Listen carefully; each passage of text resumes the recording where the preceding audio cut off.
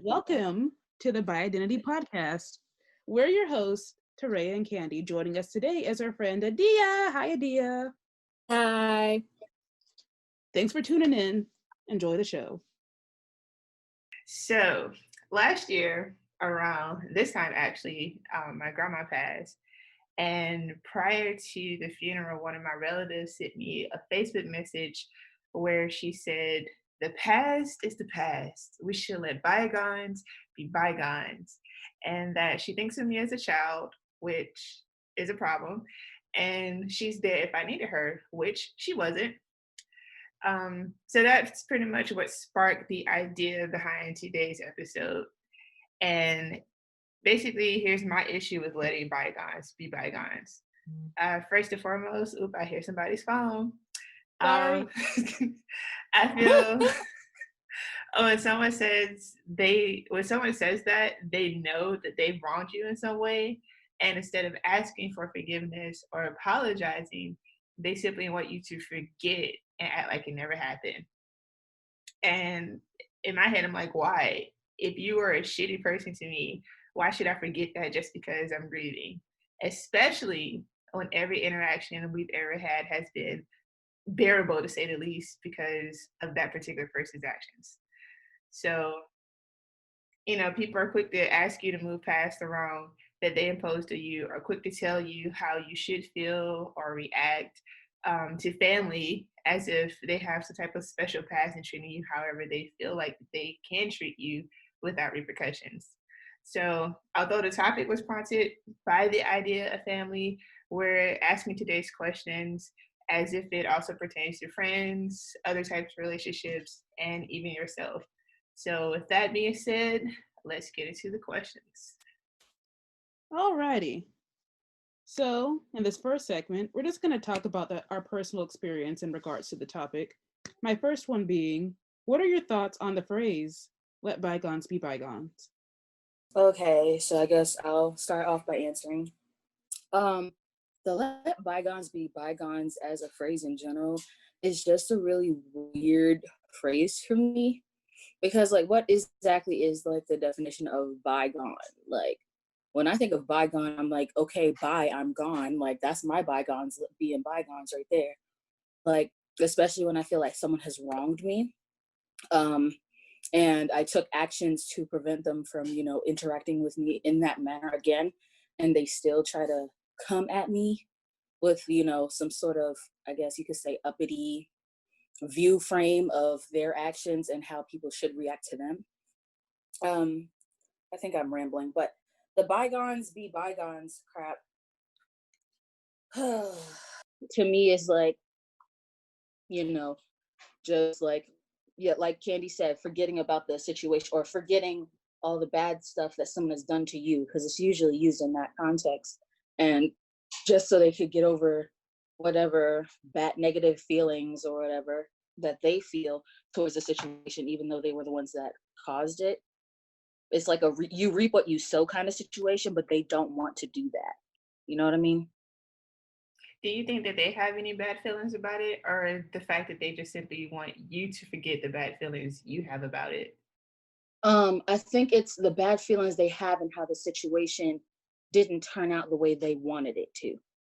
And it's like, you know how when sometimes you like when you have embarrassing moments or whatever, you wish they hadn't played it out like that. I feel like it's sort of like an embarrassment to them because may have felt like they were brought out of character and they want to just cover it up. Like, oh, it didn't happen. What are you talking about? That was not correct. That was a dream. That was unimagined situation, stuff like that. Yeah, I definitely agree with you. When I think of the phrase "let bygones be bygones," that basically means let the past stay in the past. Today is a new day. Why are you bringing up old problems? But the problem with that is that if the issue wasn't addressed correctly in the past, why do you think everything is all of a sudden better now?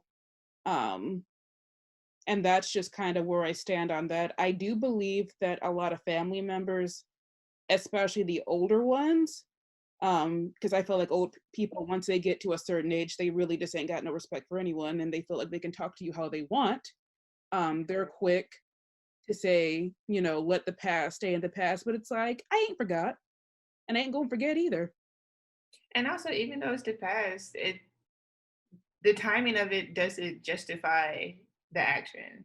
So it's Yep. not to me. It's not about letting something stay where it is. Like, yeah, at some point you should probably let things go, but at the same time, even if you do let them go, that doesn't mean you forget about it.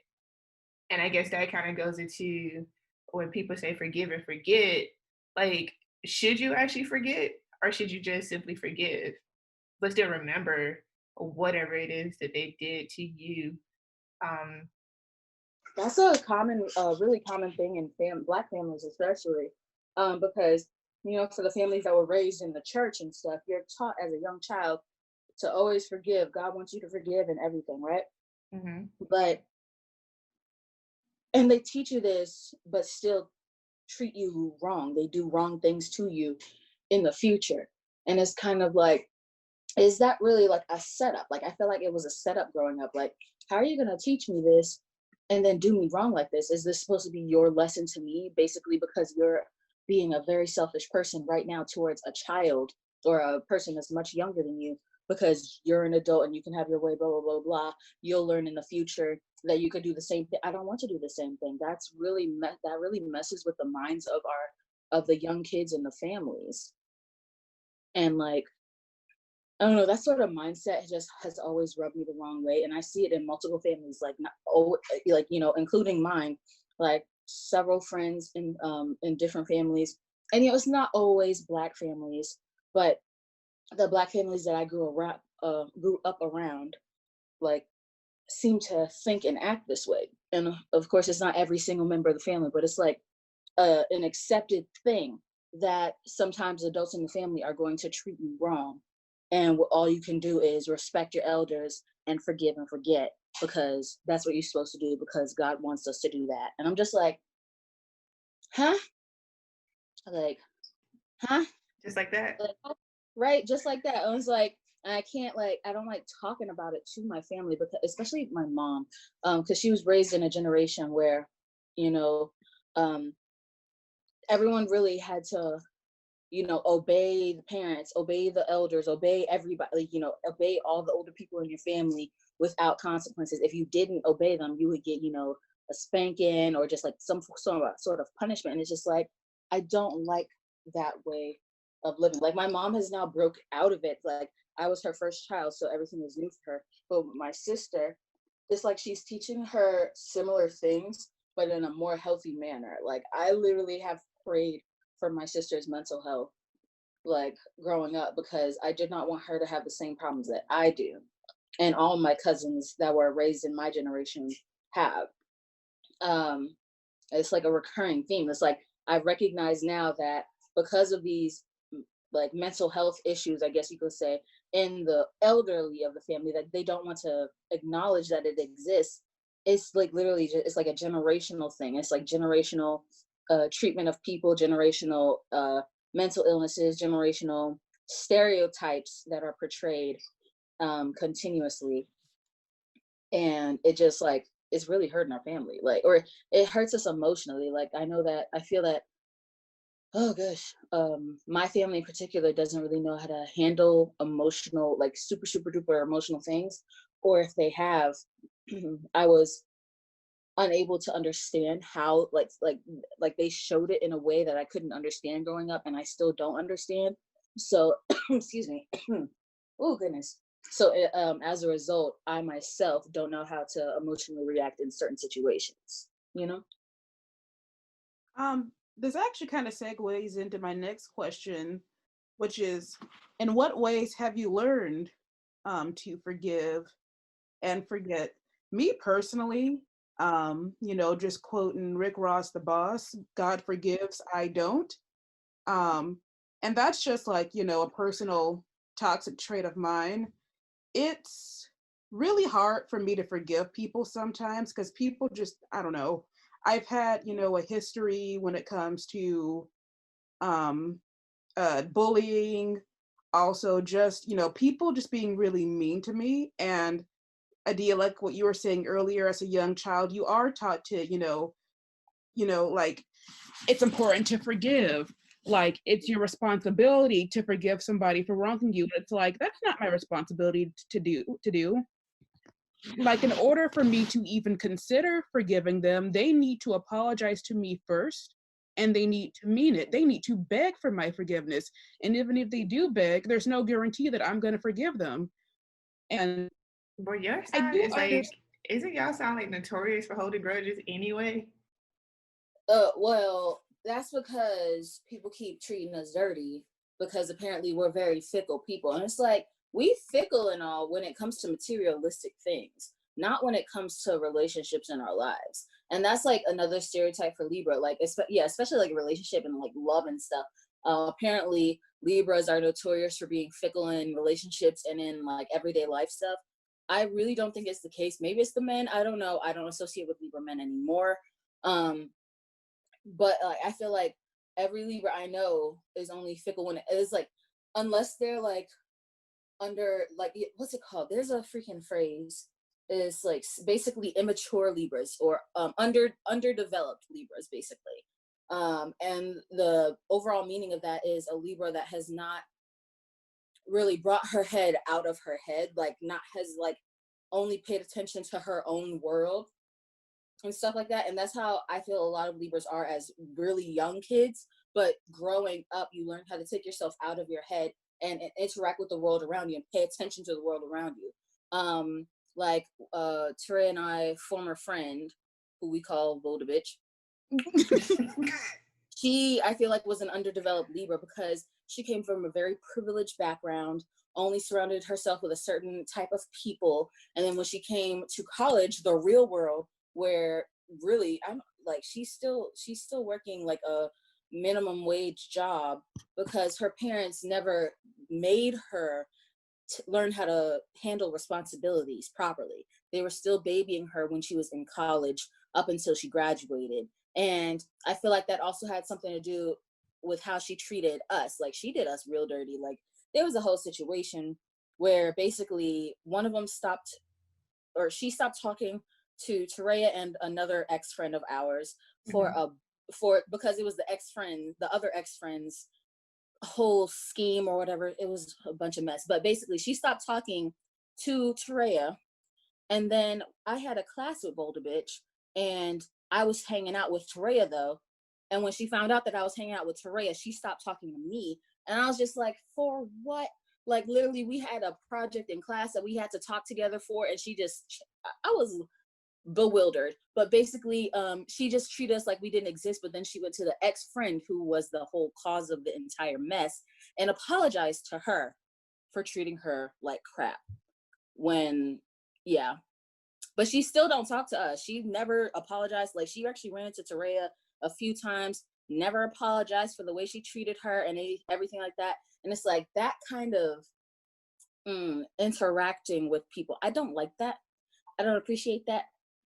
So that like that kind of Libra right there, like the involved in their own world, basically obsessed with everything going well for them instead of also, like wishing well for their friends and other stuff like that. It's all about me, me, me, me, me. That's the type of Libras that really perpetuate the stereotype.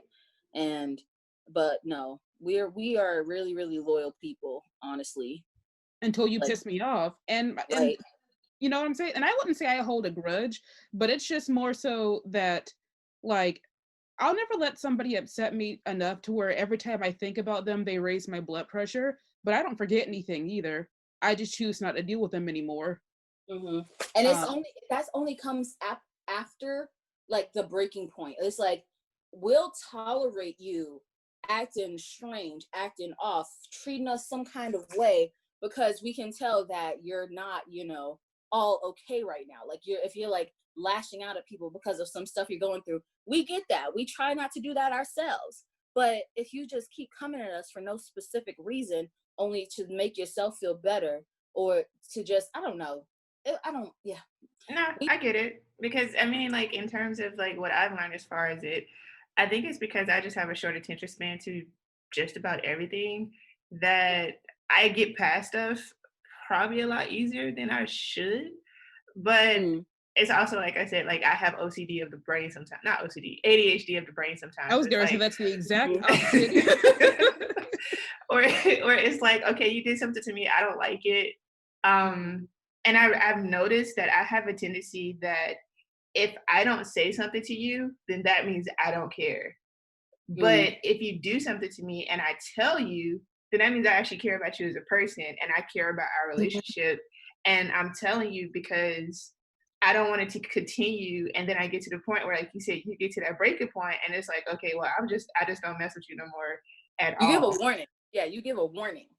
Right. And people don't always appreciate those warnings. And like people who are self-absorbed just freaking ignore them because they don't really pay attention enough to care. That's also something that I do. I'll give like, hey, I tended it like, hey, I don't really like how you did this. Can you please like not, or like just talk to me when you're feeling this type of way? Because I don't like being the brunt of your anger or like lashing out frustrations, basically. I don't like that. I don't like doing that. I've had it done to me before and I never liked it. And I would never do that to you. So please don't do that to me. And if they push those buttons again, okay, goodbye. Well, I think I give him at least like 3 strikes. So for me, it's like 3 strikes, you're out, like literally. Mm. So it's like if I say something the first time, I may say it in kind of like a joking type of way, like, hey, so you know that thing that you just did? I don't like it. Could you not do it again? It happens again, then I'm a little bit more serious about it. And then the third time, it's like, okay, well, obviously you don't care about my feelings or how I feel about the situation. So that just Mm. lets me know I don't need to waste my time as far as any type of relationship with you really Mm-hmm. ever again in life. Yeah. And so I think that plays into me often forgiving and forgetting because that's just wasted. That well, for me, that's just a lot of energy that's just wasted on trying to actually remember what they did. But then usually Mm. people do it again if we still talk. And it's like, oh, this is why I don't mess with you anymore. Thank you for that reminder. I appreciate that.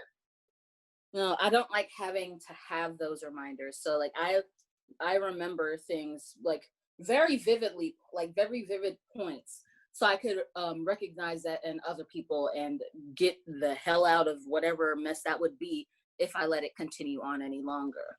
And it took a while for me, like every situation that I've been through, because like the past 3 times have been very similar to situations in different ways that it took me a while to recognize those warning signs. And by the time it was like God was giving me a message like, hello, this is okay, I'm giving you this lesson again because it hasn't fully sunk in. You gotta remember what they doing. Like pay attention because this is the same buffoonery as the last 2 times. So come on now, like let it sink in. Let it sink in. And then I guess it takes me 3 times to for 3 people to do me wrong to remember exactly what they doing and to avoid it like forever again. So, in terms of that, what things do you choose to hold on to, and what things do you kind of choose to let go? Mm.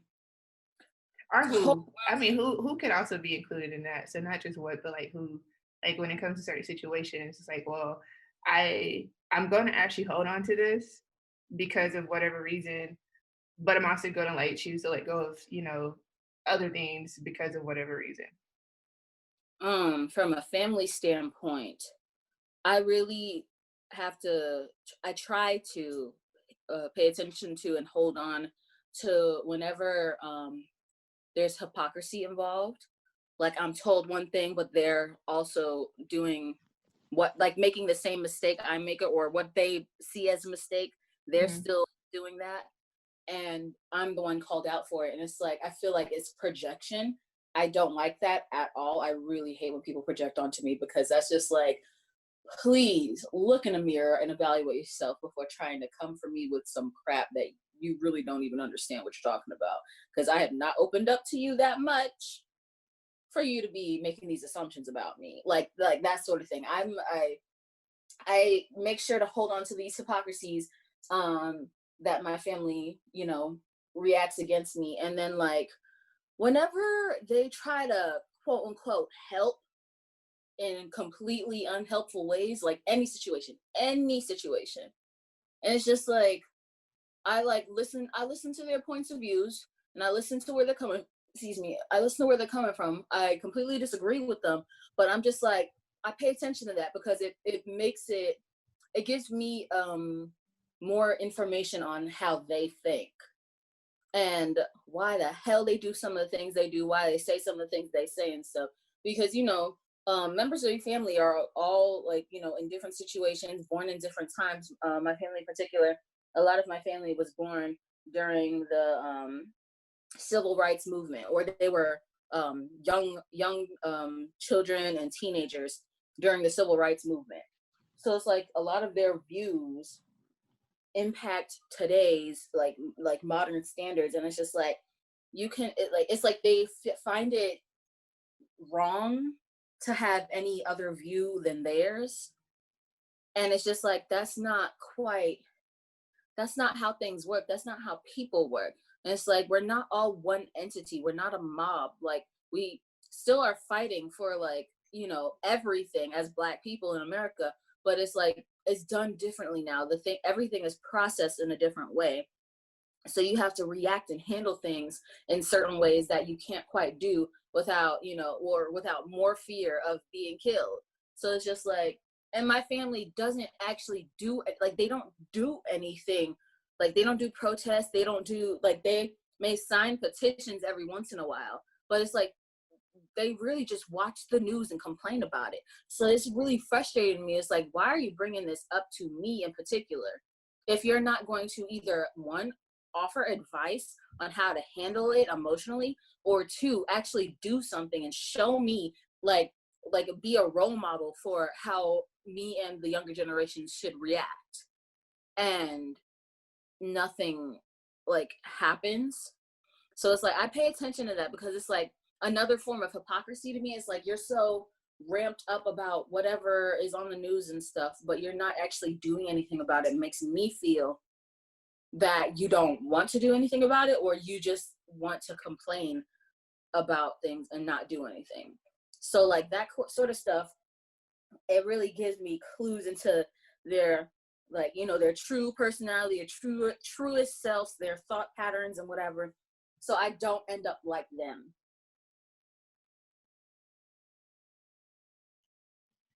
As far as what I choose to hold on to, um, well, I guess in terms of family, I choose to hold on to my parents, just because. I mean, really, I would say my immediate family. I have a really big extended family, and both my mom's and my dad's sides. But honestly, I don't really mess up with them too much. And the reason why I hold on to my immediate family, just because, I mean, they've always been there for me. I haven't always agreed with how they've handled certain situations, and I'm not saying that I'm on the best of terms with all of my immediate family members. I feel like I'm on the best terms with my parents now. Um, but I choose to hold on to them just because, even though we may not always be on the same page, I do know that they always have my back and that they do care for me. And as far as like what I choose to let go, um, how I kind of interpret it is that um, there's this topic, not a topic, there's this phrase that I heard where sometimes you have to meet people halfway and then leave them there, or like leave people where you met them. And I do find that within certain familial situations I have to do that. Um like sometimes you just have to accept people are the way they are, and you have to leave them there and hope that they change for the better. And if they don't, I mean, it's your choice to be around them or not. And um another thing that I've chosen to let go is just being so passive when it comes to slick comments. Like I either correct people on the spot or I give them a smart comment right back. Family members are not excluded.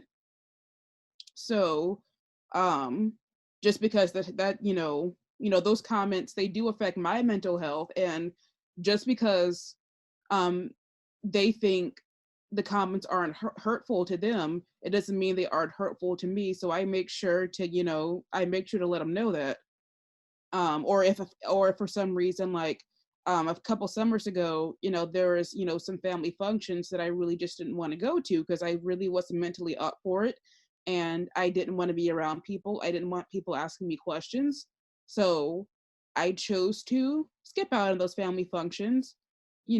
Definitely even my immediate family felt a certain way about it, but honestly, I could honestly care less because I prioritized myself in that moment, and that's all that really mattered. Like, I feel like the biggest obligation that you have to yourself, especially in your 20s, is to do what's in your best interest and to do what makes you happy. And um if it upsets other people, I mean, if they weren't gonna be upset by you prioritizing yourself, they probably would have been upset by something else anyway. So that's just kind of how I feel about that.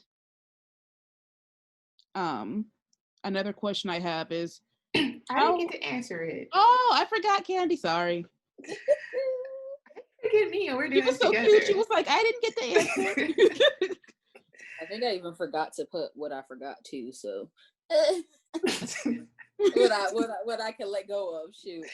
Oh, okay. So for me, I think it's the same regardless of if it's family, friends, whatever. It's all the same factors for me as far as what I let go and what I hold on. And I base it all on how that person made me feel.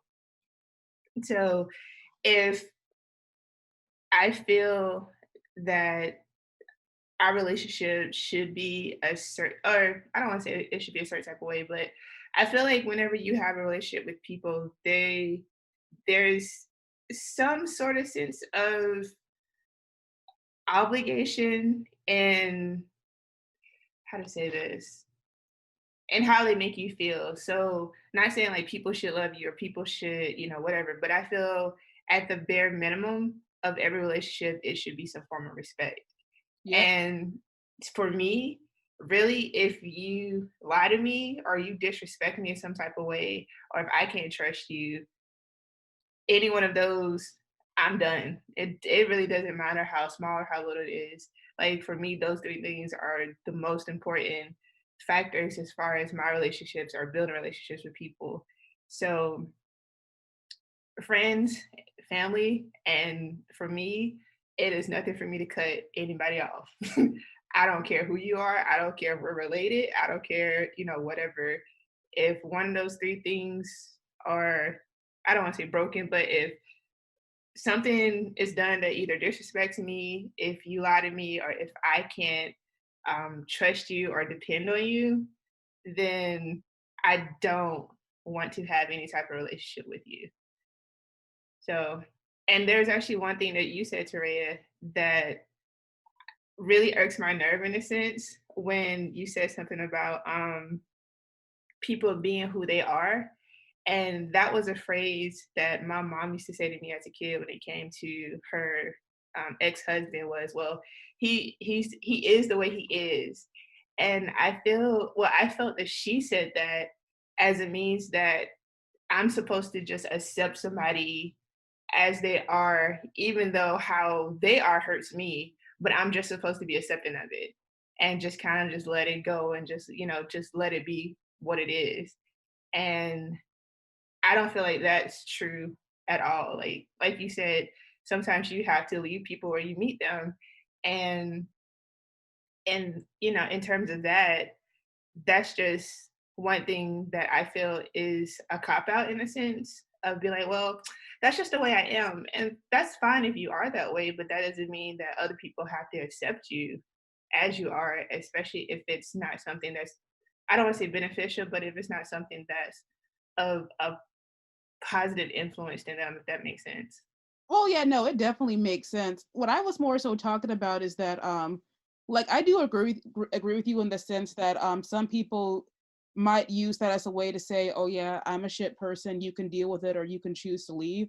I mean, it doesn't change the fact that you're a shit person. I mean, I would hope that you would do some type of like inner soul searching or inner self healing, but the fact of the matter is that people don't do that. Some people just don't change, and some people are just persons that you're really just better off not interacting with. And I mean, it's your decision whether you choose to accept it or not. I feel like it's just what you should more so focus on as to whether they're worth being in your life or not. And for me, what I've just determined is that if I, just in regards to family, there are certain family members who they don't really, their purpose doesn't really benefit me.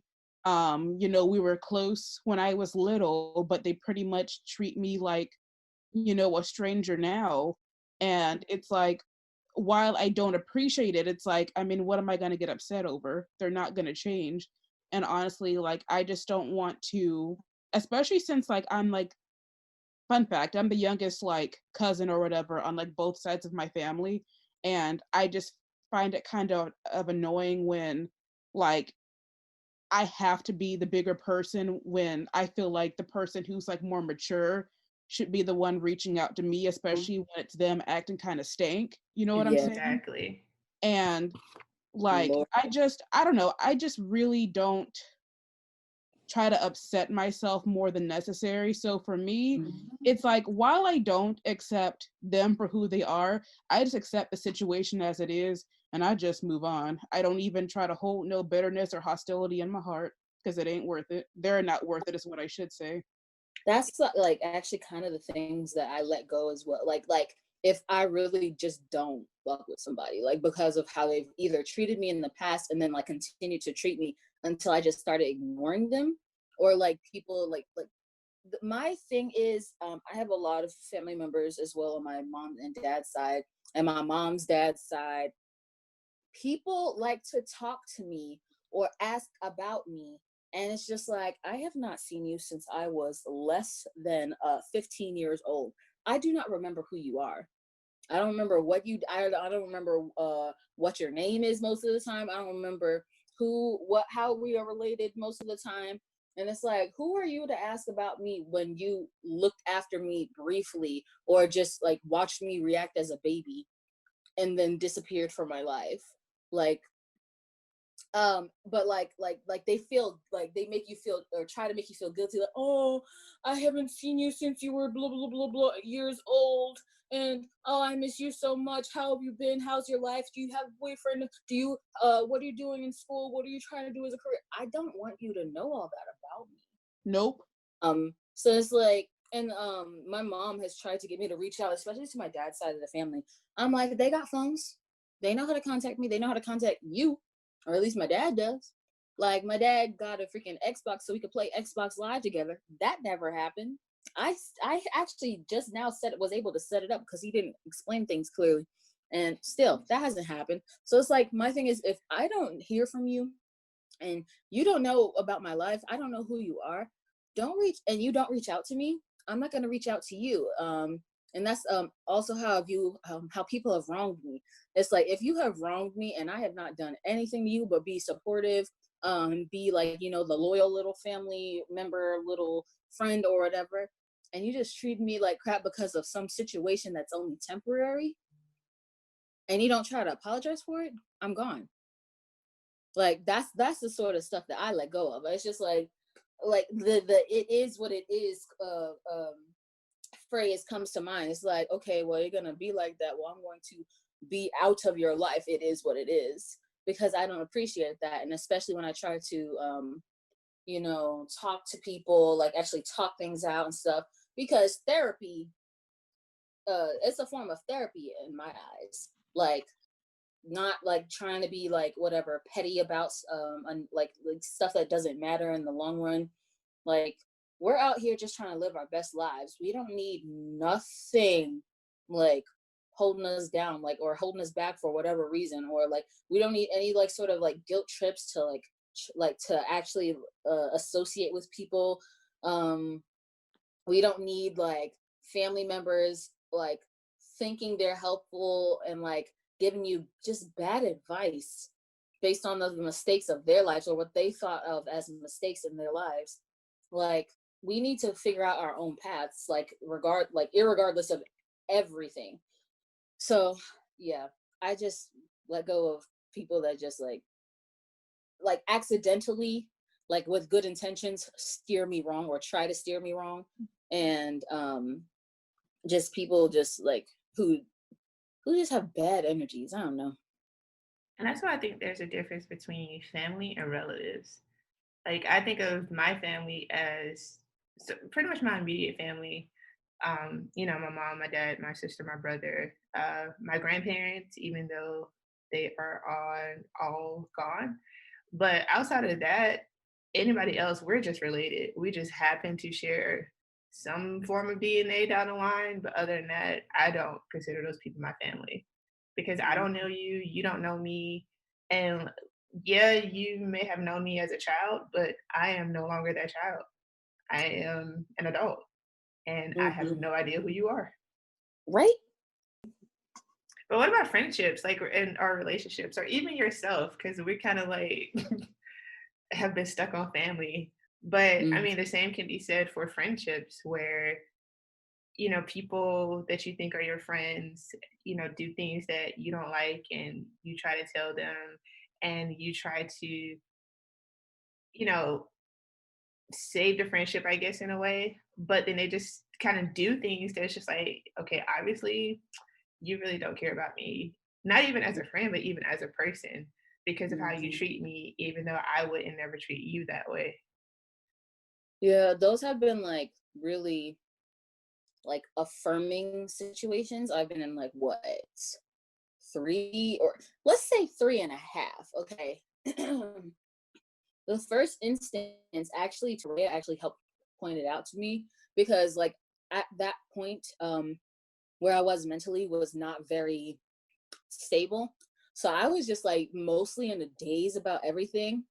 And I was just trying to push it to the next level. I think this was my sophomore year going into junior year.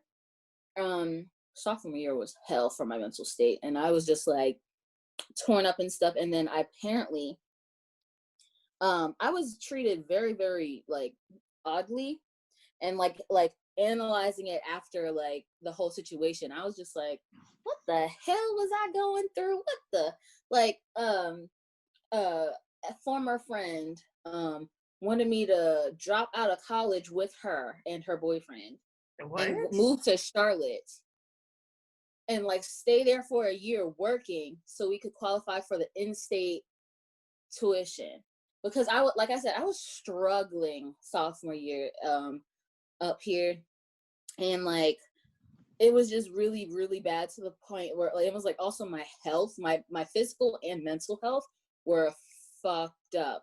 And like I actually had to speak with the dean. He was like, you can take a health break. And I was like, I can't afford to do that, I'm poor. And it was a whole mess. Like I got a D in a class that I was surprised I got a D because I almost failed that class. I had to drop out another class because it was screwing with my job, and then my job was screwing with my school, and then also my health. It was a mess. But like she was like, oh well, since you're struggling and all, we could just take a break and move to Charlotte and get the in-state tuition, and me, you, and my boyfriend could live together, and or find a place to live together and all this stuff. And I was blah blah blah blah blah. And I was like, that's okay, sure. So I started looking into it. Then I was like, there's a lot of stuff that you got to do for that. And I already got like connections and stuff here, like academic connections and stuff here for people to help me. Cause I was like, help me, please. I need help. Like I got a mentor that year. Like, and it was like an impromptu, like I went on this little camping trip and it actually they were trying to recruit people for environmental science, but they had all of STEM, all women from STEM invited or whatever. And from that, I got a mentor that was like, you know what, you just need to calm down. I think you need to rearrange some things and truly think about what you have going for you right now. And I was like, you're right. So I chose not to go. That was the first thing. She was stank-faced about all the ex-friend was all stank-faced about that. Then she would still make little comments about it or whatever, but I was just like, okay. I had to make my decision. It was a hard decision because I am poor. Like I am broke. Like I got loans upon loans. And I think, I'm not sure if she had a free ride or not, but whatever. She was like doing some crazy stuff. Um, but in the end, like when she was moving up there was an instance where she contacted me. She was also friends with Tahrea because we all went to the same high school now. But Tahrea went to the what's it called? I went to The the academy for the art science and academy, technology. the Yeah. partner school, um, academy for our high school, and then me and the ex-friend met her boyfriend. Mhm. Basically she ended up contacting me and asked to stay in me and Tarea's apartment for like a week during that summer between sophomore and junior year. And because their apartment that they had applied for, no, I think it was, they hadn't even gotten an apartment yet, they hadn't even signed for anything yet, because I don't know, there was something going on with that. And I was like, oh, sure. Because I was like, are you okay? Because they were basically living out of their cars. And I think one of their cars had broken down. So they were both in one car with all of their belongings. So I was like, oh, sure. And then I messaged Tareya and like our other roommates about it. They were like, we'd be fine if it was just her, but like, we don't know the boyfriend. So we kind of have a problem with that. And I was like, okay, well, I'm gonna have to tell her. And things blew up. I was just like, I don't know where this is coming from. Like, one of our ex roommates was a white girl. The ex friend was like, you abandoned me for a white girl, like completely ignoring Tarea's existence, because I actually did not know our ex roommate until I met her through Tarea. So I was just like, how did I abandon you for a white girl? Like, it's like, keep in mind, freshman year, I barely saw her. Like, I literally only saw her in the mornings and like whenever we were at our dorm together, because as soon as I think it was like her first few classes, she made a new best friend and hung out with her and was over at her place all the time. And I was like, I had no problem with that. Like, you go ahead, make friends. That's what college is all about. But Yeah. me making new friends was a problem because I wasn't hanging out with her all the time. And I was just like, you don't have time for me. You are always gone. When the hell am I supposed to hang out with you? I got stuff to do. I'm trying not to fail classes. I'm trying not to die of fucking walking pneumonia. Like, what is happening? Like, so she blew up at me and our the friend that she quote unquote abandoned me for, who was actually a mutual friend. I still talk to her now. She was like trying to like smooth everything over, and then she like just like ghosted me. She ghosted me, and I was so sick with worry, like what happened to her, because we're from the same hometown. Like, we went to middle school and high school together. So it's just like, this is like a child friend. Like, I know her mama, like her mama will be upset. And like, I would have to speak to her mama if something bad happened to her and stuff. Like, it's just like like, it was a big mess. And I found out through our mutual friend that the mutual friend's ex-boyfriend, who we were also friends with, let them stay in his apartment for the week before they went to Charlotte. And that's the last I heard from her. And I was just like, huh. Sheree brought it up to me. She was like, she did you real dirty. And I was like, how? She was like, well, she could have contacted me too. And I was like, oh, you're right. She does have your number, doesn't she? Because we would watch anime together in our freaking dorm. And like, she would text you to come over. And I was just like, wait a minute, things ain't adding up. And I was like, all the things that she, like, ways that she treated me and stuff, like, just like got back in my mind, how basically she wouldn't turn down music when we were both trying to study. She would literally blast music from her earphones and then also have the TV on because she needed a lot of noise to study. So I was forced to leave my room and go to one of the little study rooms in our little dorm, hoping that one of them was empty because people like to use them to make phone calls and stuff.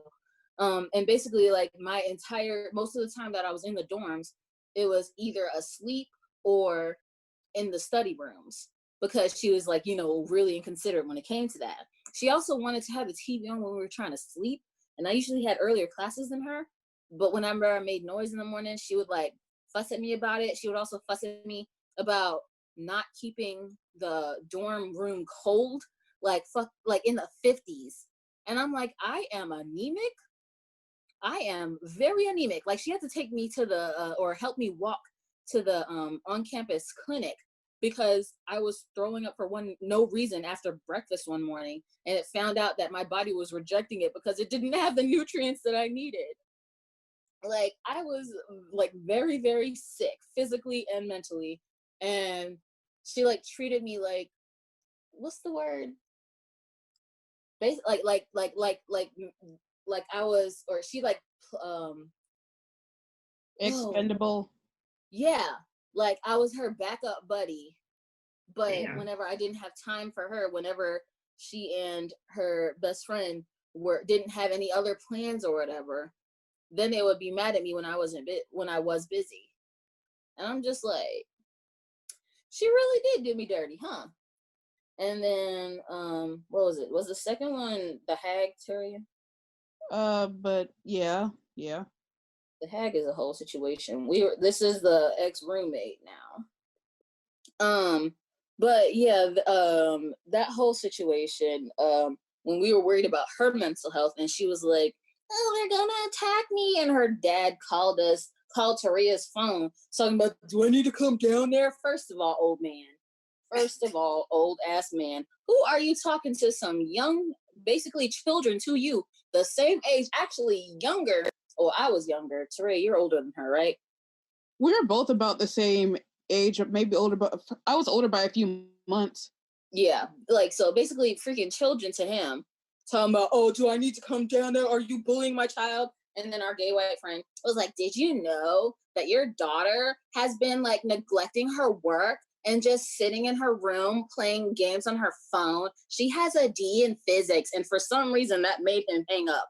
I cannot remember the exact situation, but that thing just pissed me off and like had me bewildered. Like, who is this man? Oh goodness. So from then on, the third situation was our second roommate's friend. We met her through our second roommate, who we're still friends with. She's still cool. And she also don't talk to this person. Let's call her Perm, because she was Perm? I said Perm. No lie, she is half Filipino, half black. Tell me why she's talking about, I hate my curly hair, it's so ugly. So she has a permanent perm whenever she doesn't have a perm in her head, and it has to be a specific type. No, let me tell y'all, she has so many skin sensitivities, but she's basically, her body is addicted to those perms. Like, if she doesn't have it within the required time, she gets like itches. She itches all over her head. Like, it like basically breaks out in hives over her fucking head, and like her body just had like, it's like a freaking withdrawal symptom or something. I was like, what the hell kind of mess is that? But she won't give it up because she loves having her hair straight and being able to curl it however she wants, and not have it in her natural kinky curls. I was like, what kind of fuckery is this? But okay. Is this the person that I know? Yes. Oh, okay. And she was always like so offended when people were like, is that your real hair? It's just like, because it didn't look like that is a compliment, I thought. Like, people think it's not your real hair, but I was going to say, it's a compliment if people think it's a lace front, honey. Thank you. She freaking hated that. I was like, what? Okay. And then she was very insecure about her body, but she stayed pulling niggas. I was just like, huh? But no. She didn't like being able to pull niggas. She just wanted, or quote unquote, she only wanted one person. And whenever that person didn't give her attention, she would lose her shit. But whenever the person did give her attention, then she was flirting with people. And I'm just like, what? Anyway. Yeah, that sounds like the type of person that, probably wouldn't do that good in my life. Yeah. It seems, very inconsistent and very shallow. And like our friend, me and Tarea's roommate, the one we still like, she went into the army, and at first they were still talking, but as soon as Army friend's man moved out with her where she was stationed, Perm stopped talking to her. I was like, what the why did you stop talking to her? She was like, yeah, we had a disagreement. I was like, about what? They didn't have a disagreement. Like, I asked Army friend, and she was like, yeah, I don't know. She just stopped talking, and I didn't message her back. And I was like, okay, bet. And yeah, I should have taken that as a warning sign, because Lord have mercy, she started coming over to my place all the time. Mind you, I was in my last semester because I had to take an extra semester to graduate because I failed a class and 2 labs. Right. So she was over at my place all the damn time. I'm taking physical chemistry and both physical chemistry labs. I don't have time for this. Oh, let's go out. Let's go do something. I'm poor. Oh, you never want to do anything fun with me. That's because fun for you requires spending money, which I don't have. Like, she's military. She was a military brat, and like she also had one single one loan, and I had 6. And she's talking about, I hate that I had to take out a loan. Like, I'm wasting so much money. I feel this is my 6th year of college and blah, blah, blah, blah, blah, blah. And I'm like, then focus. Stop worrying about the man who not your man, who may or may not be fucking other bitches in Charlotte, North Carolina. Focus on your damn school. But she never did. Oh, I had a job, but it was too stressful and too toxic. So I quit, even though I was getting paid full pay, 40 hours pay for 20 hours of work. I was like, what kind of mess is this? I told her she needed therapy. I did. I told her she needed therapy, and she tried to switch it around with me. Well, maybe, that traumatic experience you had as a child, your mom is a smart person. Maybe you didn't, maybe you imagined the situation. Okay. Yeah, I stopped talking to her. Yeah, that's another thing that does it for me, when people try to tell me how I feel or try to make me feel like my feelings aren't valid. Just because or the stop playing the victim card. Who? Oh, she said that to you? She said, stop playing the victim. And no.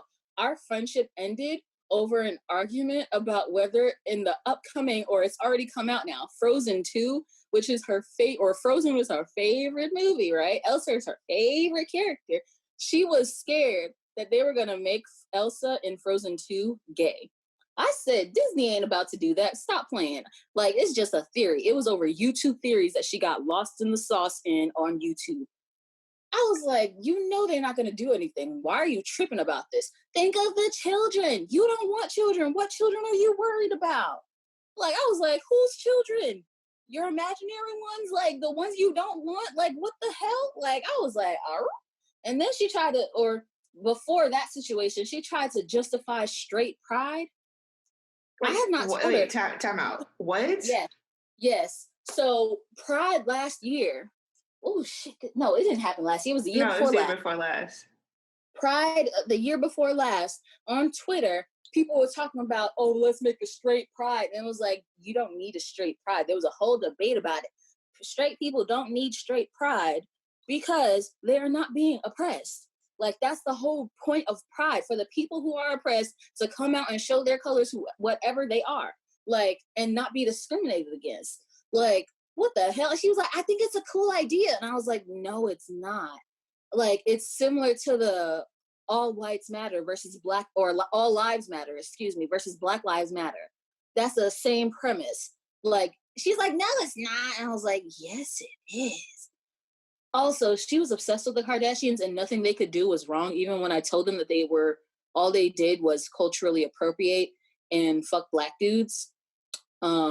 She didn't like that, not at all. And I'm like, I was like trying to figure out how she could relate to them, because they are Armenian. She's Filipino and black. So I'm like, why are you obsessed with them? But that's another thing. Also, she really liked all the problematic people. Obsessed with Justin Bieber, even after he peed on a woman and spit on another one.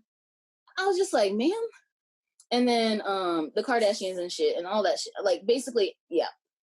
Oh, Chris Brown too. Obsessed with him. And I was just like, huh? I said he beat people up. Thank you. I'm just like, huh? She was like, Rihanna was a liar. Selena Gomez is a bitch. I was like, ma'am? Wow. Ma'am?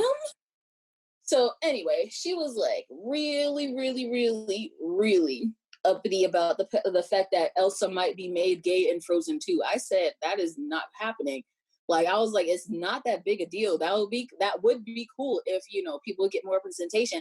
Oh, why are you always taking their side? I was like, I was not out to her for a good reason, because she has told me before that she doesn't believe that bisexuality and pansexuality exist. And I said, She was like, yeah, every like bi girl that I've met and ended up with like a man, they're straight, and everyone that's ended up with a woman, they're gay. And I was like, oh, that's not how it works. That's not how any of it works. Okay.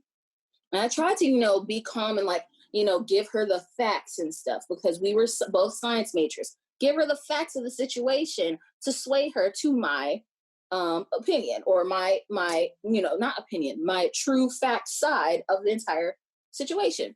But no, she was very, very stubborn and very dumb about it. So I said, okay, you know what? Goodbye. And she was like, yeah, stop playing the victim. I was like, you know what? No, I was like, no, you left your friends because they were toxic to you, but really you're the toxic one. Goodbye. And I am blocking your number. She had a thing against blocking people's numbers. Even when it was dudes she gave her number to, but she didn't want to text. So why give your number to? Okay. Thank you. And I mean, I get it if you're like afraid that they're going to try to hurt you or whatever, but you can block their number. You're not going to see them again. But she didn't believe in that. She would tell people, erase my number. You don't know that they erase your number? Like, people could text you back. Oh, that's not true. Not my generation. She was the same age as Tahrea, literally 1 year older than me. 1 year older than me. People in my generation, they just erase numbers. I was like, whomst? No, people don't erase numbers in my world, which we are from the same we're in the same generation.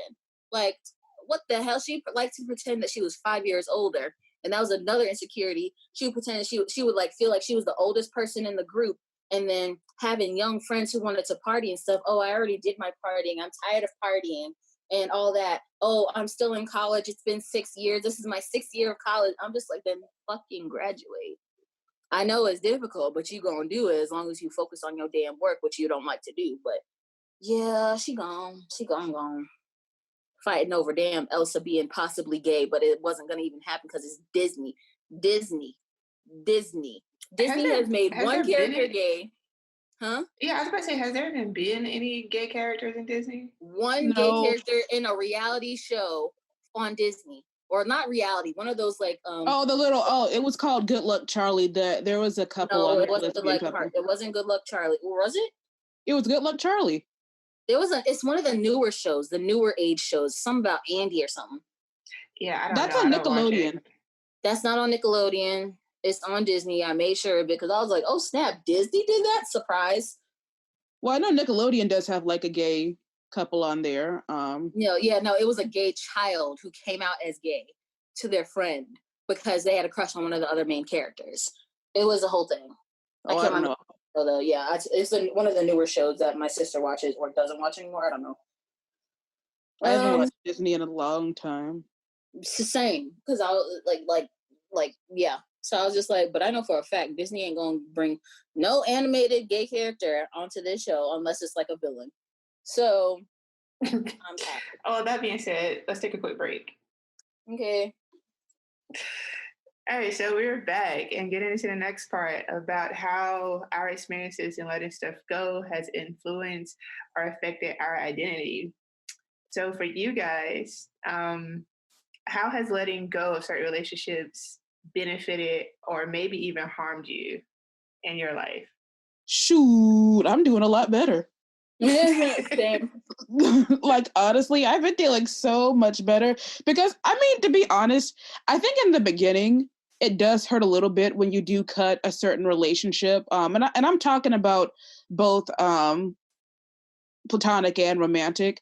There is a little bit of a sting at first, and I feel like there is a little bit of a FOMO about like, what if I'm missing out on something? Like, what if I'm blowing this out of proportion and maybe we just need to take a break and patch things up and communicate better.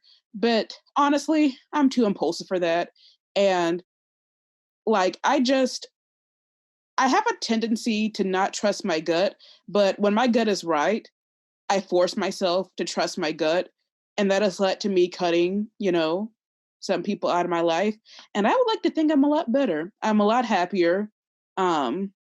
Because like before, like as it pertains to certain friend groups, and people are going to hate me for this reference, but y'all get what I mean. Like sometimes I felt like the Michelle to somebody's Beyonce when like in reality, it's like, why does it even have to be like that? Like we're all awesome people in our own right. Like, why do I have to dull my light in order for you to shine?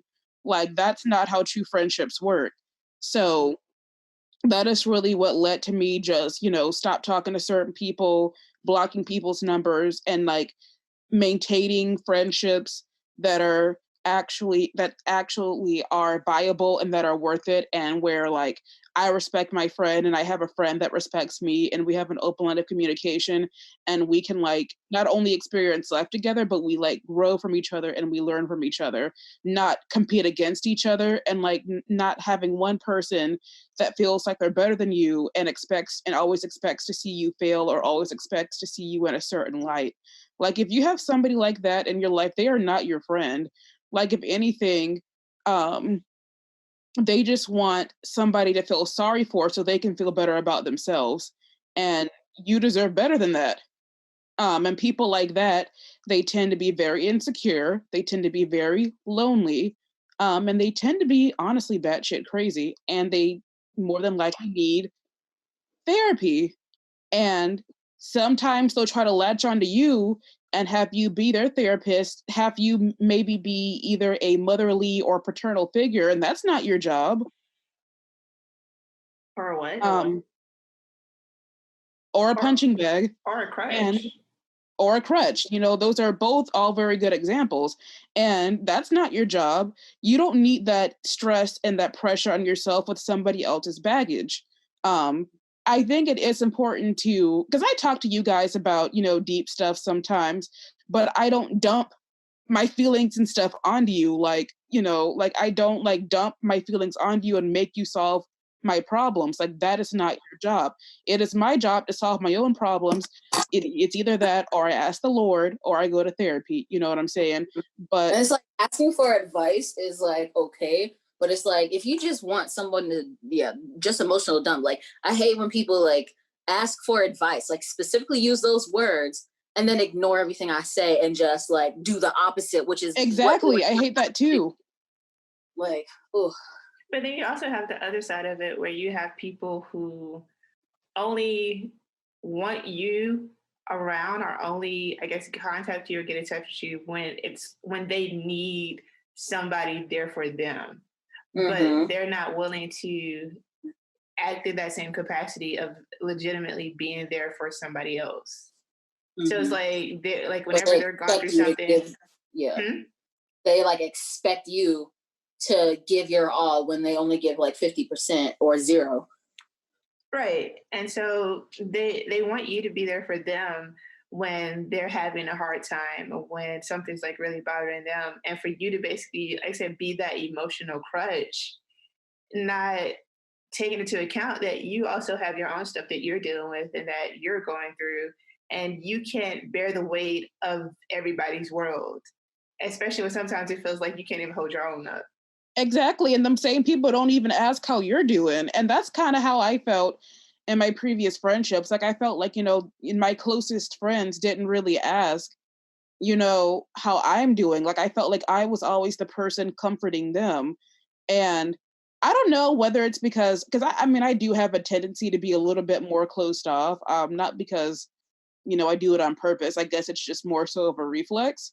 But just because I don't talk about my issues doesn't necessarily mean I don't have any. But you wouldn't know that if you weren't being a selfish prick and always making situations about yourself, and not caring about the other people around you, particularly me. And like, I feel like it just builds up over time. You get really sick of always being somebody's like, crutch, punching bag, or therapist. And like I said, like, you just get to a breaking point. And by the time you get to the breaking point, a lot of the time the relationship is no longer salvageable. Mm-hmm. If it was in the first place, like I feel like with those types of people, they will be willfully ignorant to what you're trying to say. In my experiences, like especially with the person I talked about before, Perm. That's what I called her, Perm. Every time you say that, I think about that Bruno Mars song, and I kind of want to start singing it. Just put it in the background.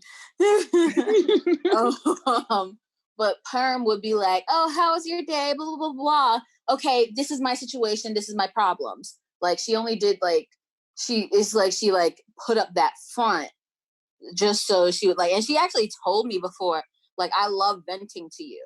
And I was like, okay, but like she, because I would be like, try to give her advice because like she used to ask for advice. Then it just turned to venting. And I was just like, well, sorry about that. Don't know what to do. And then like without warning, she would switch back to, well, I need advice. And I was just like, well, I can't help you with this situation. Like, I have never been in this situation before. How the hell am I supposed to give you advice on it? Oh, well, you're a smart person and blah, blah, blah, blah. And I was like, okay, here's my opinion. Blah, blah, blah, blah, blah. Well, I don't know if that is true. Okay, then don't ask for my damn opinion. Like, I literally told her, I said, sounds like a personal problem. I was like, well, sounds like a personal problem because I can't help you. Like that's exactly the mood I was in by the end, like towards the end of the relationship. I was like, whew, that must be hard. That must be rough. Can't relate because you on some crazy ass shit right now, and I really don't have the energy to try. Like, and talking to my therapist about it as well. She was like, you actually like you have a tendency to take on your friends' problems even without meaning to. And I was like, because I care about my friends. Like I care about y'all happiness, like just like y'all care about mine and stuff. So why wouldn't I try to, help y'all be the happiest y'all can be? But it's like for some people that don't deserve it and stuff and try to use and abuse and whatever. Lord, I'm running off track. I guess I'm lucky in the sense that I don't give people advice. I just ask questions. So, like, if my friends have an issue and they've been or whatever, I just like to talk them through it instead of giving advice about it. Because, like you said, if you've never experienced something, you don't really know how to act or react, then you can't really tell somebody else how to do it. And even if you could, that's still your experience. That's how you chose to react because you can handle whatever that reaction was. It doesn't mean another person can do the same and they have the same outcome. So I just listen and just ask questions so that they could come to their own resolution about what they should probably do in a situation. That's good. That's actually a really good thing to do because I feel like advice, like you said, I think it's it's only ever based off of your experience. You don't know if that advice is going to work for the person that you're giving it to. So I think talking it out does help. Because 9 times out of 10, they ain't gonna listen to your advice anyway. So I think it's just better to talk them through it. Yeah, or just ask the question and let them think about it. Because like I've had one of my friends where she's having like issues with her significant other, whatever, and she would vent about it. And the first question I would be like, "So did you talk to him?" No. So why are we having this conversation? Right. Like, it might help if you actually just talk to him and let him know how you feel, because you're just assuming one thing, but you don't know for sure. There's a saying, got it from a book. Say what? There's a saying, I got it from a book. Assuming makes an ass out of you and me. Well, I mean, I've heard it, but I didn't get it from a book. But next question. In what ways have you guys recognized and dealt with toxic people? Well, from like, what was it? Tahrea once told me, she was like, if people ain't meant to be in your life, they will be out of your life one way or another. Either God makes them move or like what was it? Basically, they'll leave or like you can push them out or something like that, right? That sounds about right. So basically, the first real toxic person left. The second one also left. The third one I had to push the hell out of my life. And then the third and a half, I call it third and a half because we literally just became friends over like the last semester of my school. And then she still had another semester. So I was trying not to bother her because she was taking some hard ass classes. Why the hell would I be texting you at 2 a.m. because I found something funny? No, you need sleep. I know how important sleep is. But she eventually stopped. She texted me randomly. You know what? I don't think, oh God, what did she say? She said, I think you're a very selfish person and I don't want to talk to you ever again. And I just feel like you're very, very, or she says something. Because whenever I make new friends, and and I did this with both Tahrea and Kandi. I was like, I told you, sometimes I won't text you. It doesn't mean I don't want to text you. It's because either I have nothing to say or I don't know if you are busy and I don't want to bother you. And I tell this to every single one of my friends. I will not text you sometimes because I don't know if you're busy. Or if I do know you're busy, why would I bother you when I know you're busy? So it's like, and I did that for her as well. And I told her, I was like, sorry if it makes me seem like I'm like a selfish person or like a snobbish, stuck-up person, whatever. I just don't want to bother you, like legitimately. And she was like, yeah, you're right. You're selfish. And I don't want to talk to you ever again. All because I didn't hang out with her. I was working full time for the first time as well. So it was like, apparently I didn't make time for her, even though this was a new friendship when we both have not made time for each other besides to help each other with schoolwork. So yeah, she left too. So like I feel like, yeah, if people are not meant to be in your life, toxic people, either you will get sent signs that they are not meant to be in your life. Because I waited until I received 3 or 4 signs from the third one, or they will leave you. Like God will direct them out of your life quickly. Maybe not quick enough for some people, but quick enough. Trust and believe. For me, I just cut people off. Ain't nothing to catch that bitch, y'all. And apparently that's notorious for my sign, so. Because y'all don't stand for bullshit. And y'all make it known y'all don't stand for bullshit, but people just try to keep coming at you with it. They try, and I'll just be like, you know what? I'm good. I ain't Like, begging we don't to have be to in my life. talk. We don't have to communicate. We don't have to be anything to each other. I am fine with that. You know, have a blessed day. Have a blessed day. No, I remember you told me of a situation, Kandi, where a person tried to make it seem like you were the cause of awkwardness when really they made it weird. Like, and it wasn't even weird. Like, it was just they were assuming things about you and started looking at you different. And you were like, okay, goodbye then. Like, why are you still here? Like, I will always remember that. Because I was like, damn. I mean, because I tend to approach people with an all or nothing attitude. So if I'm trying to get to know somebody or want somebody to know me, everybody starts at 100% with me. I don't do that whole, try to slowly get to know somebody. It's like I'm at 100%. And as you do things, points are deducted. And eventually I know kind of like where you stand. Like, This is scoring. What? I'm just saying. Scoreboard.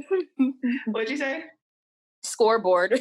Yeah, like, so, because like I don't feel like it's really fair to be so skeptical of people at first. And I have a good intuition in the sense of people like people I meet, it's like I can kind of like feel their spirit. So if like I know if like I actually want to know that person. So I'm not like this with every single person in the world, but it's like people who I really want to know. It's like, well, you start off at 100 and I would be like 100 with you. But as you do things that I kind of like see more and more of who you are. And if it's stuff I don't like, points are deducted until it'll get to a point where it's like, I know how to deal with you in a way that one, it won't piss me off, and two, it's not going to like hurt me in the long run. So you have like, I have like some people who, are like the best friend level, and people are just kind of like, oh, we're cool, we're friends level. And then I have people that I just associate with, and you have people that I just communicate with when it comes to just certain particular things. And then people that are just like, I don't talk to you anymore at all.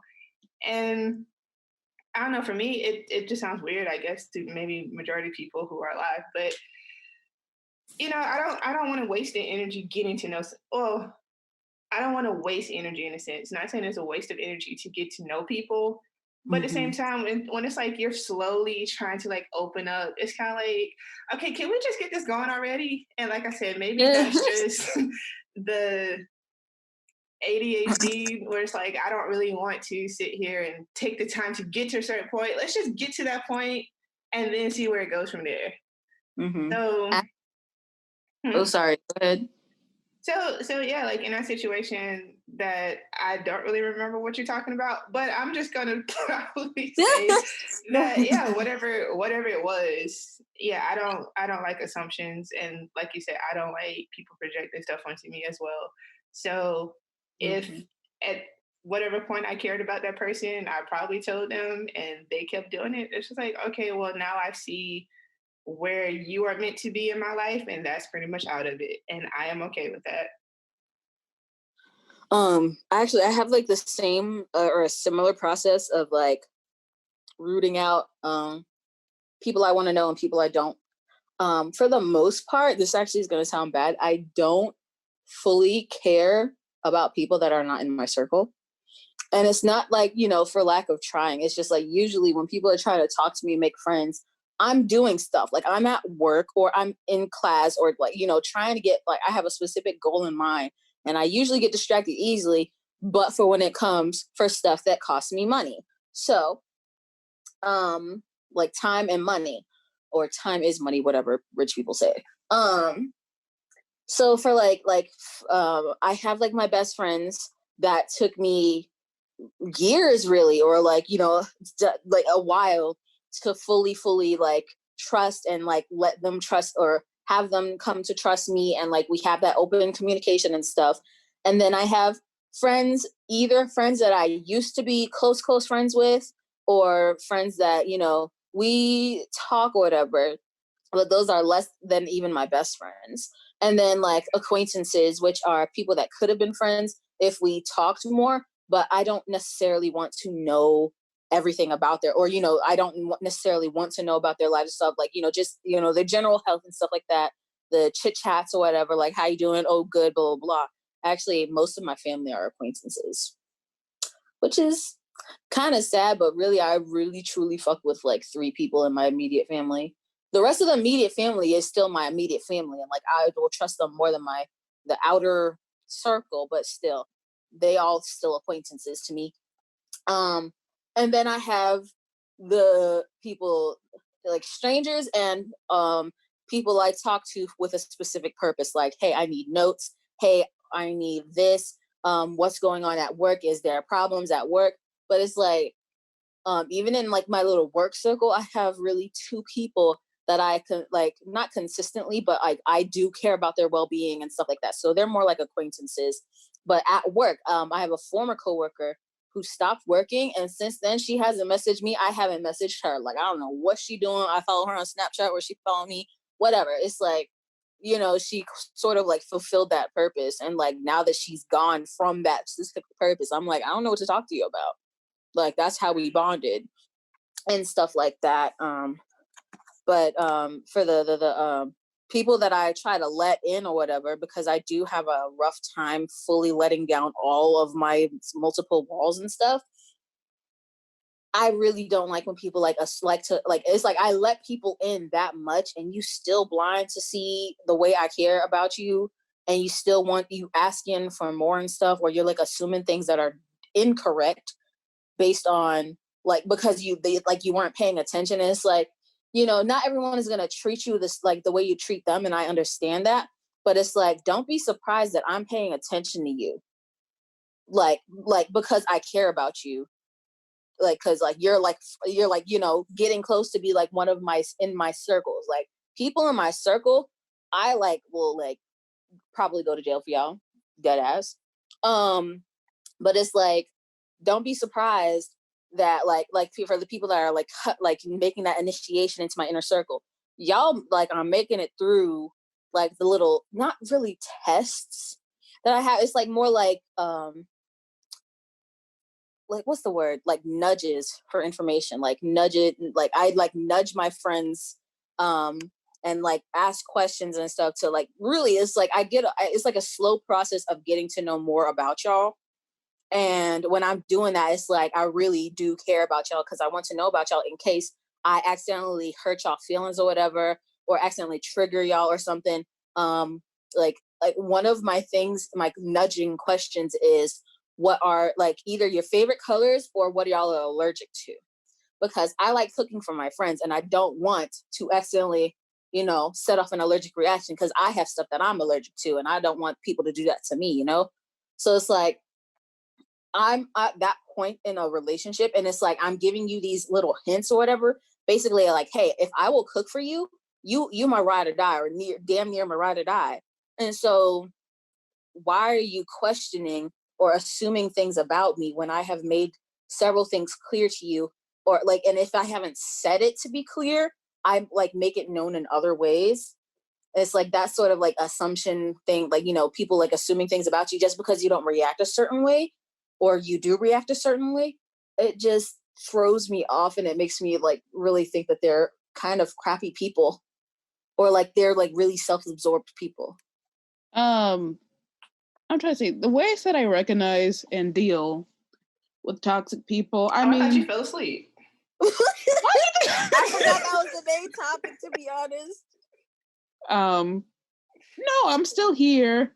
I was trying to remember whether I answered the question or not, and I didn't. So, some of the ways that I recognize and deal with toxic people, I mean, I feel like once you deal with a toxic person, it's very easy to spot them out from here on out. So for me, definitely like if they seem, insecure, if they don't like any of your other friends, that's a sign. If they always like there's a difference between like playful teasing or if they're always saying something negative about you and just being overall pessimistic. Or like that fake nice shit. Like, what was it? What do you call it? Backhanded compliment? Yeah, backhanded compliments. Those are like really big.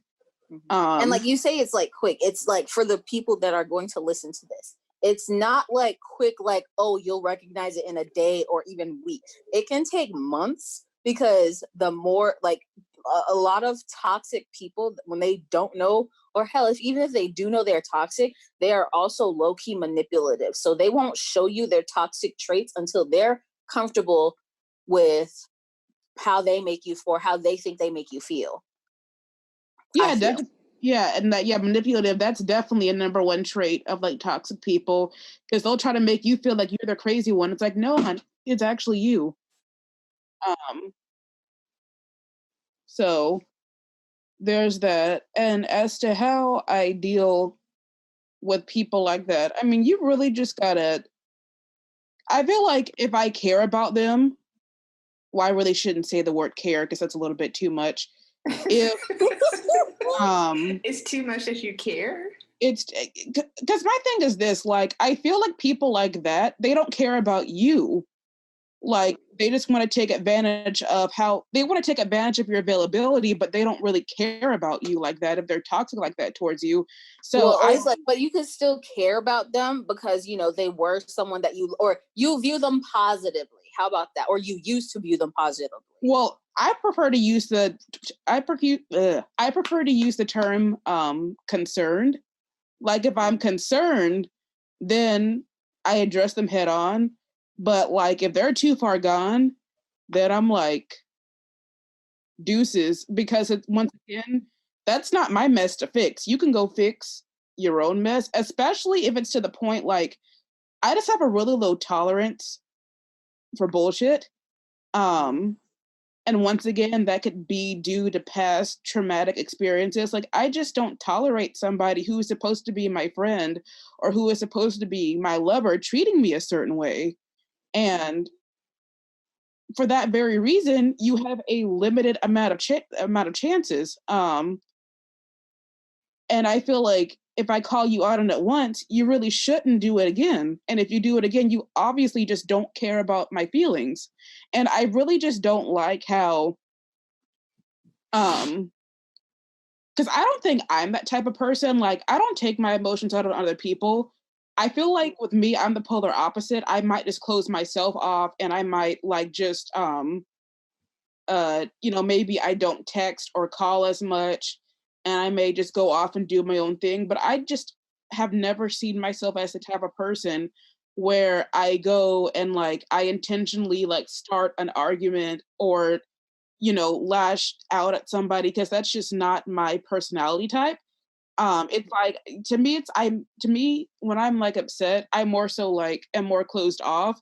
And then when I feel like talking about it, I may vent to somebody else, but I would never take my frustration out on somebody. So I guess that's why I would feel a certain type of way if somebody felt that they could lash out to me, because it's like, dude, I'm not your punching bag.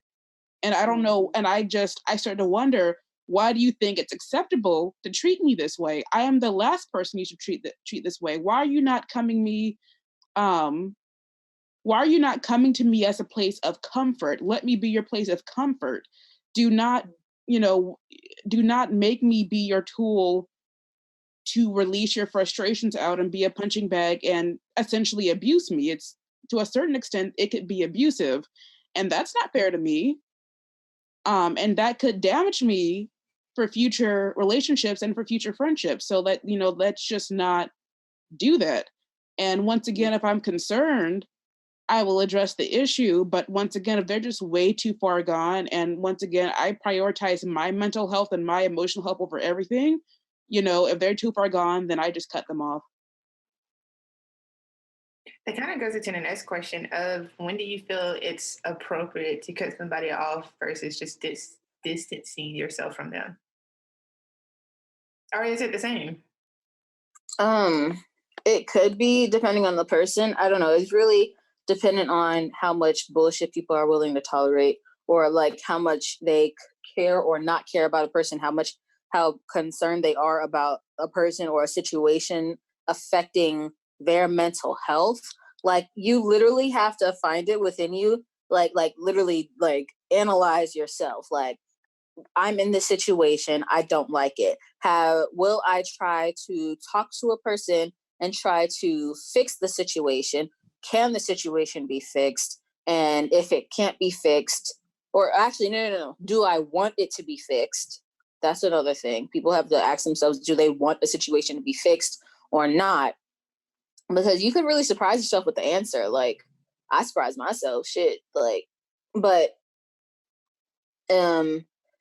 if it can't be fixed, what steps can be done to safely, both physically, like have yourself both physically and mentally sound out of that relationship? And like, I feel like you also should, because it's the right moral thing to do, also not protect the other person's mental safety, but like, not intentionally hurt them. That's a human thing. People are inherently petty. I don't care what anybody says. People are inherently petty. Except for me. Well, yeah, because you don't deal with bullshit. But it's like, for the people that like have, like, the longer you stay in a situation that is toxic, the more it affects you mentally. And that's what I'm talking about. It's like, if you feel like you're still okay, you're probably not. You're probably going to need to talk about it with the therapist. The other person's probably going to need a therapist too.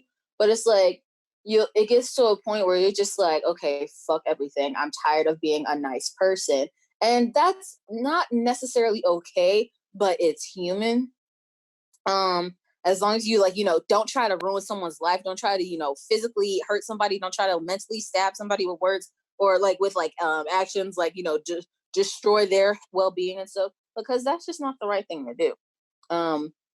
I definitely, like, like calling people out, that's also a petty thing, but it's like, honestly, I don't know whether it like hurt her mentally or whatever, because again, the Perm and I relationship ended because over an argument about Elsa possibly being gay. So I was like, I don't think calling a person out is petty. I think it may be petty, or may come off petty depending on how you do it. But I don't feel like it's petty per se to call somebody out, especially if whatever they're doing or saying has done you wrong, or either it just logically doesn't make any sense. Okay, then. Well, then, shoot.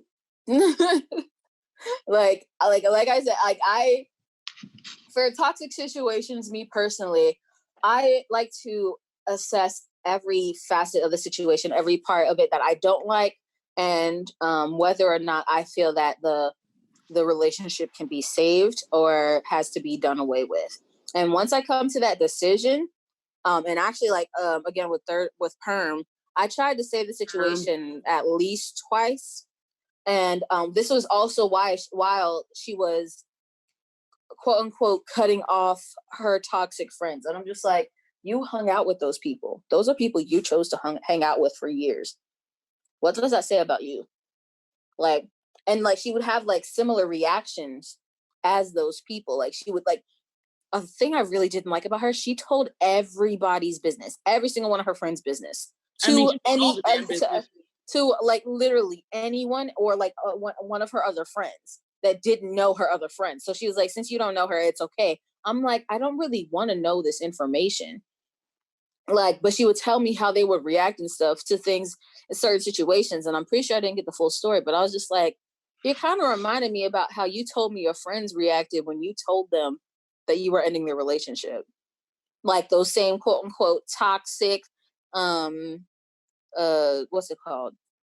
Toxic, or fucking, what's the word? Mm-hmm. Toxic traits, that's the word. Toxic traits that they were showing and stuff. And then the playing the victim card was always a phrase that got used whenever she cut off a friend. And yeah, it was like a bunch of projection shit happening and hypocrisy. I called her the fuck out on that, especially when she literally came for my mental health. So that's a good breaking point, honestly, when people, or really physical and mental health, when people start coming for your physical and mental health and just things that make you happy, like purposefully, and you can tell it's purposefully, because why the fuck would a friend not want you to be happy? Anyway, that's a good sign to like cut people the fuck off, because it's just like, there was like something she said, like she felt that her ex-friends were not trying to grow with her. And that's all I was like, but she wasn't trying to grow, you know? Or it was like she thought she was trying, but she didn't. She was like really focused on literally everything else but growth. She did everything but facilitate her growth. And that included going to therapy, paying attention to school and shit like that. So it's just like, words and actions were not meshing well. And you'll notice that a lot with toxic friends. They'll say certain things, but then act a different way. And it's very, very consistent. It's very see-through. Like, that's one of the myths. It's like see-through in ways that you really have to pay attention to. Like, because like in the forefront of your mind, you'll be like, this makes sense. But then like looking back, you're like, hold up. Why did I think that made sense? That didn't make sense at all. What the hell was I thinking? And things like that. Like you really just gotta pay attention. Maybe it's just me. Maybe I was just like slow when it came to things like that, because I really like she was really fond of giving backhanded compliments, and I didn't realize that. Like it doesn't register to me. Like really, most negative things people say to me don't really register unless they're directly like trying to attack me, like my physical or mental health or financial health, because that's also important. That is important. Don't let people use you for money. Don't let people use you for money. Please don't let people use you for money, because they'll basically like pretend you their damn sugar person, sugar mama, sugar daddy, whatever. Like, people is sneaky like that. Yeah, that is very true. People will try to take advantage of you, not just emotionally, but financially as well, especially families. Families are very good for that. Mm-hmm. Or just like using your resources in general and not trying to acquire their own resources. And that's a really big pet peeve of mine, is that like, a really big pet peeve would be, I guess I'm trying to say leeches, like being the person that provides, but when the shoe's on the other foot, I can't get anybody to provide for me. Like, and that just becomes very like exhausting, because it It's feels like there's like it's like you're giving and all they're doing is taking. Yeah. That's very exhausting. And like sometimes you won't even realize it, because you're like, oh, well, that's what friends are for. Don't worry about it. But then once again, when you fall into hard times, those people ain't there for you. And then it's like, you don't want to, and like for me, it's like you don't want to regret helping them out because you were helping them out for, from a good place in your heart.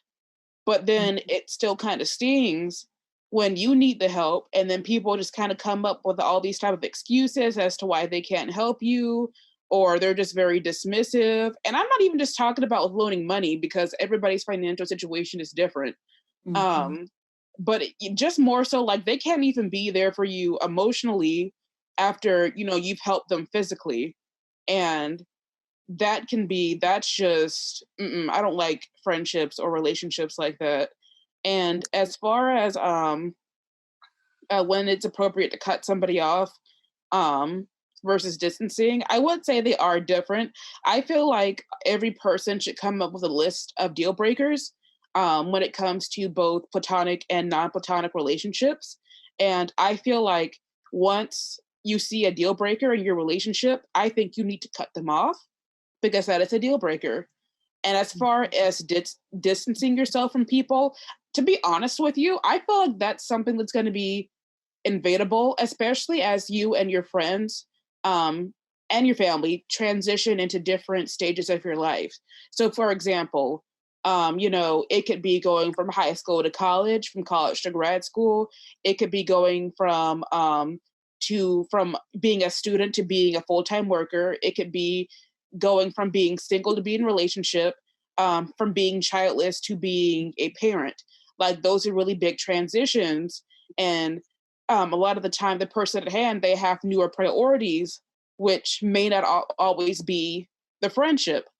So it's and then what happens is that, a type of distance is taken, and it may not be intentional, but it is necessary. And to me, like, distancing yourself doesn't necessarily mean like, oh, the person, she's toxic, she crazy, let me just move away from her. Like, no, it could just be more so like, maybe she's trying to finish this exam paper and she's trying to graduate. Maybe she's trying to find a new job. Maybe she has a baby and she needs that time to herself to figure out how she's going to parent with her husband and stuff. So I feel like when it's appropriate to distance yourself from people when you, or like when either you or your friend, y'all just have a bunch of stuff going on, and you just kind of have to let each other get through it, separately, as opposed to getting through it together, if that makes sense. Yeah, I feel like in like those situations, it like requires like understanding and from like both sides. Like I feel like if the person was like going through some stuff but still was asking for your help, but while you were also going through stuff, I feel like that's a little sketchy to me. Like, everyone's going through something, but they're still wanting you to help them, but not offer any help, or like, not respond, or like basically turn down helping you. That's also a warning sign. That's a red flag right there. Because there are some people, or even if you're both going through things and they ask you and you can't help them in the way that they want or need, and how I think they respond to it is what kind of very also key. raises a flag too. Because there are people that will be like, let me just talk about Perm again. And one of her quote unquote toxic friends dropped. Her quote unquote toxic friend was working on the military base, had a friend that was also working at that military base. His mother died. She was helping him, but Perm was freaking out because she was afraid she was going to fail a test.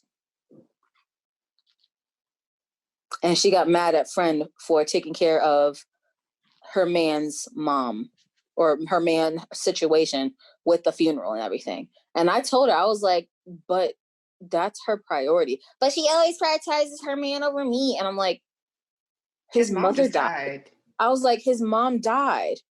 I would do the same. You would do the same. It's like different priorities.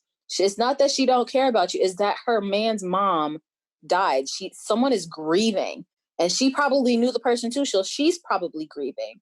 And I was just like, people like that, and like sometimes it'll blindside you, honestly, but like take note of that. Like that's the biggest red flag. Everyone's going through some shit. Everyone will always be going through some shit. But the way that one person reacts to basically not getting what they want all the time, like that's probably a person you should avoid. Yeah, because people like that tend to be very, very selfish. And it's like distancing again, like, yeah, that's unavoidable in life, because you know people got to freaking pay bills, people got to take care of themselves, sometimes children, sometimes significant others, like sometimes family and stuff like that. So it's like you really whatever situation you're in, like you may just not be like able to talk to your friends every single day, and that's okay too. People that are able to talk to their friends every day is people that got, you know, like that either have it scheduled, like I say scheduled, that sounds weird. My mom has two best friends, and one of them she talks to every single day. Like one of them calls the other every night. They make time for each other every single night. There you go. That is a friendship. And the thing is, one of the my mom's friend is retired. Well, she's not retired. She has a disability from her job, so they just pay her to stay the hell home. Which bless, she deserved that after working so damn hard for them. But it's like, yeah, like she knows what she's going through. And actually, my mom's friend is also going through stuff. Like she has her mom and then 3 kids, actually 4 kids, 3 kids, and then her grandbaby living with her. So she's taking care of her family, making sure they all good and stuff. They in New York with the quarantine and everything. She's making sure they're all right, but still. And my mom has my little sister, our dog, family and stuff. The quarantine down here and stuff, but she's still going to work because she's an essential worker. But they still make time every single day to check up on each other, because that's how they show each other they care. Exactly. And like they know sometimes one of them will be too tired to talk, and they don't like, oh, why didn't you answer my phone call, blah blah blah, blah. They are freaking grown ass women with grown ass shit to do. They will text each other the next morning or something, and everything will be all right. That is so healthy. Like their relationship has always been one of the healthiest relationships to me.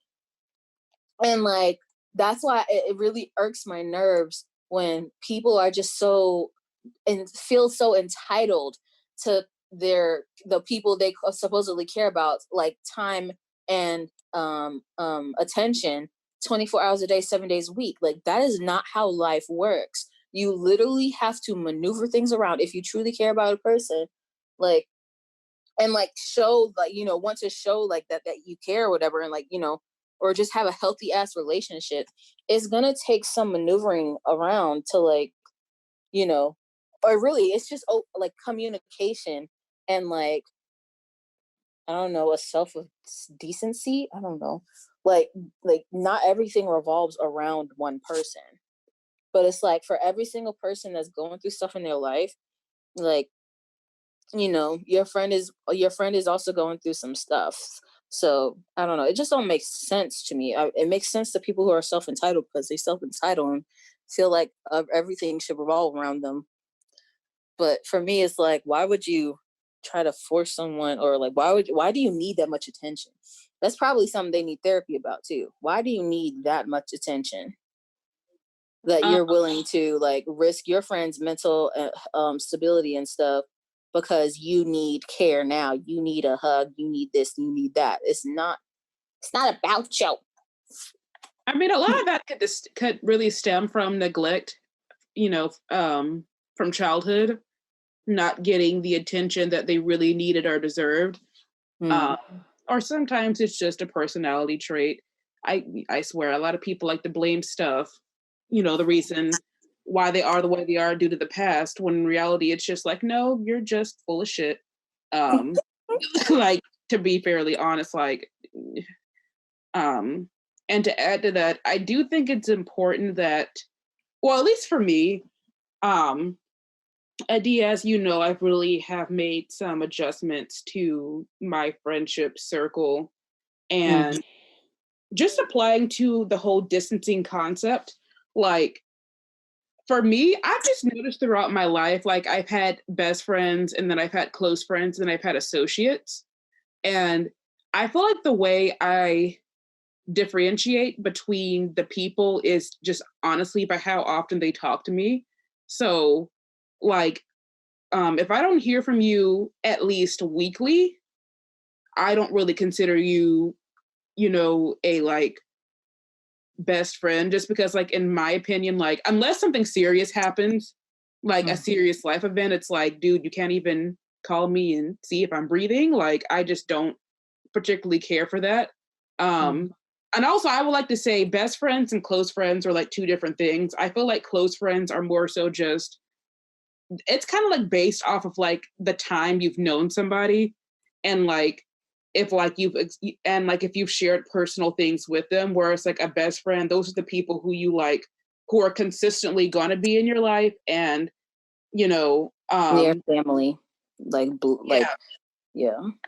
like people who people who are basically like your family. And then associates are people who are just kind of they just kind of drift in and out of your life. And I feel like there are times where I have distanced myself from my close friends and my associates just because I find them to be very like inconsistent, and it's just like I noticed that the longer that we remain friends, I just notice how we're not always on the same wavelength, and that's okay. I think it is possible to have similarities with people, but you guys aren't always on the same wavelength, and you guys are just going different directions, and therefore the person can't commit as much time to the friendship as you would like. And for me, just how I combat that is just that I'm like, well, okay, like, oh, sorry, I'm sorry, give me 1 second. My goodness. Okay, I'm gonna try to add on to what Tori said, because I feel like it's probably not where she was going, but I feel like a similar way, like the people that drift in and out of your life and you like distancing yourself from them and not being on the same wavelength. And yeah, that's okay. It's just just basically the way I view the associates and close friends, and like oh goodness. Take your time. The associates and stuff, like, since I'm not really like close to them in the first place, like it's like I still like care about their general well-being or whatever, like care whether they're alive and stuff, and I'll like I'll check in literally like so rarely, like oh my gosh. But I'm just like, hey, like I'll like really my acquaintances that I keep in touch with are really on Snap, and like we look at each other's stories. That's basically like us acknowledging that we are each alive and we are each having a time of it. Sometimes we'll message each other like, well, dang, that was rough, or wow, that food looks good or something. Oh, that looks so fun, like blah blah blah blah. And it's not only me reaching out. That's what keeps them to me as acquaintances. Otherwise, they would be like, what's the people that talk to us for a specific person, or people I used to talk to for a specific purpose, but now I don't know what the hell they doing and shit. But they're talking to me and I'll answer, oh yeah, blah, blah, blah. But like, what's less than acquaintances, but not strangers? Knowns. Let's just call them associates. No, associates. When I associate with people, I'm going to call it people that I talk to for a specific purpose. Those are associates, because I actually will associate with them and actually talk to them for that specific purpose. But people that I used to talk to for a specific purpose, and now they just like drifting. They're like, what? Shinigami. Oh my God! You did not just say that, gods. Okay. I've been playing that Bleach game on my phone. Oh my gosh. Well, I'm just calling them knowns. They are the knowns. They are the knowns. Like, you acknowledge them as being alive. They are the knowns. But like, yeah, the close friends and stuff, like, yeah, like the viewing people that you distance yourself from. Wow, I'm just like, it's okay. I was thinking about the question while you guys were talking, and I think for me, I tend to cut people off that I care about, and I distance myself from people I don't care about. And I know that sounds weird, but like in distancing myself from people that I don't really care about, we don't really have like a close tie. So I'm okay with just putting them in whatever compartment, because I tend to compartmentalize people. So I'm okay with putting them in their little compartment. They stay there and we interact in whatever way that we have to for whatever thing that we have in common. Other than that, there's really nothing personal to it. But for people I care about and I have like some type of emotional tie with them, I will more than likely cut them off if they do something that is toxic for my physical, mental, and emotional well being. And that kind of goes back into giving people that warning of like, hey, you're doing this, it hurts me. And, you know, could you not? And, or if they lie to me, or if they disrespect me in some way. So it's not a one strike, you're out type of thing. It's like I'm more lenient with those people because it takes a lot for me to really get fed up. So, but once I do, I'm done, and there's no coming back from it. Same. The only person that kind of somewhat has come back from it has been my mom, but even then, like our relationship is also one where it's kind of distant as well. Because there was one point where like I didn't talk to my mom for like a year, and people ask about it, I'd just be like, yeah, I just kind of like disowned her in my mind because of some stuff that happened. And even now, it's like I talk to her, but it's not. I mean, like we never had like a close relationship per se, but like now it's just more so like distant type of thing where I know where my lane is with her in a sense, and I know like where I can compartmentalize her to where it doesn't really bother me or affect me if she says something or do something that would otherwise probably piss me off. Yeah. So I don't know. I mean, for me, I guess it's just appropriate for me to cut people off and or distance myself from them when whatever they're doing or saying emotionally affects me. Because if it's something that's emotionally affected me, I may not acknowledge it, but my body does. And then when my body is like physically reacting to it, then I know like there's a problem. Either I don't know. I mean, like I try not to get angry, but if I'm angry about something or if I am just really feeling anxious about something to the point where I feel like I'm having an anxiety attack, then I know that that person, that situation is not for me and I need to get rid of it because it's affecting me not only emotionally, excuse me, and mentally, but also physically. And I don't need that in my life. So That's a really like logical way of like I feel like you truly like analyzed yourself and like your health was like no good around that person or like they like because of that situation that y'all went through before. So like having them in your life would probably like bring back those like feelings that made you like, you know, bring back the things that made you like physically ill. And well, like I since would that say wasn't healthy for you. Well, not ill. yeah, I would say it wouldn't bring back things that make me physically ill. I wasn't physically ill from that person, but it was just the idea of you took all this time to get me to the point where I felt like I could depend on you. And you basically acted because I think you said something earlier about, you know, people saying things but not doing what they say or something like that. Or for me, Yeah. I'm a big action Like person. with their words, yeah. Yeah, so I'm a big action person. So like, yeah, some things I like to hear, but for me, it's more so what you do. Yeah, but And what'd you say? You I said, was yeah, buddy. Oh, yeah. So it's more so what you do. And if you do something that I would have never expected you to do, especially if you say you love me or care about me, because I feel like even though people aren't obligated, you know, to you emotionally, I do feel like if somebody says that they feel a certain way about you, then they should show you through their actions exactly, what they're, what they do should add up to what they say.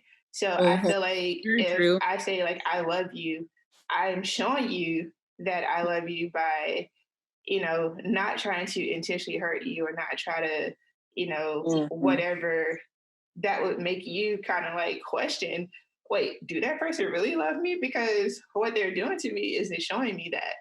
So Mhm. Exactly. for Mhm. that, so in that particular situation, that's kind of like what that was. And that was also kind of like the situation to that kind of caused me to stop talking to my mom because, like, well, I feel like if you say you feel this way about me, then you should have the actions to show that so that I know that, okay, yeah, this person really does love me, or this person really does care about me. But when you do the Mhm. opposite of that, then that's to me, it's kind of like one, disrespectful, and two, is breaking my trust, which are two things that I said that if you ever do, I'll cut you off. So Mhm. it's kind of like, well, do I still continue to talk to you, even though we have history, even though you're my family, even though I've known you for like almost half my life? Or do I do what's best for me, even if it may hurt, and that's just letting you go? So I chose to just let him go. Mm. For me, and I guess this ties into the forgive and well, I don't forget, yeah, but it's like once I let go of somebody, it's to the point where like the trust and respect is gone. Not like it's like I feel like I was betrayed in that matter, and then like I don't have any respect or trust towards them, All right. the person that like betrayed my trust and respect. And so like I don't want to talk to them ever again because one, it's a reminder that like it's not that like I hate the fact that I like used to care about a person. I like don't regret that. I regret that the fact that I didn't notice the signs earlier, like before it got to a certain point. And like, that's human or whatever. But still like there's like always that one regret that like I didn't notice it before, so I could have gotten out of the situation earlier. Or like I could have tried to, you know, like basically my thing is I always want everyone to go to therapy. So whenever I care about someone and they're going through some stuff that's really fucking them up mentally, hey, maybe you should try therapy. It is actually very helpful, even though some people just view it as like, dumb or weak or whatever. It's super duper helpful and helping you analyze how you feel about certain things. It's like, then there's nothing wrong with and that there is nothing wrong with the way you feel about situations. All But right. when people like try to throw that in my face or whatever, destroy, just break my trust and respect, I'm just like, nah, I don't want to do that. Nope. And it's like, uh, I've had people like tell me like once I've like told people I blocked those people's numbers, they're like, yeah, good, don't unblock them. I look at them like, why would I? Like, I feel like it's like I made that decision after a long time, like thinking about it and truly like analyzing whether I wanted to like stop this relationship with this person. When I stop a relationship with, I probably get this from mom. Once I stop a relationship with a person, there is nothing that will make me want to go back to having that, like, because like what's to say it's not going to happen again. A lot of people do not change. They may pretend they have or they may have, but it's still, I don't want to be reminded of that situation where they were like that, like why they had to change. I don't want to remember why, or like put myself in a situation like similar to what it was before, Mm-hmm. Yeah. and yeah, I just like, it's like once my trust is gone, it's gone. Like I said, I'll forgive, and that actually comes through like venting about it, like to my other true friends and my therapist, mostly my therapist. Um, but I will never ever forget the way people have tried to make me feel about myself, about them. And I'm just no. I guess that's like my own selfishness coming through. Like I will never ever put myself in a position purposefully where my mental and physical health is at risk.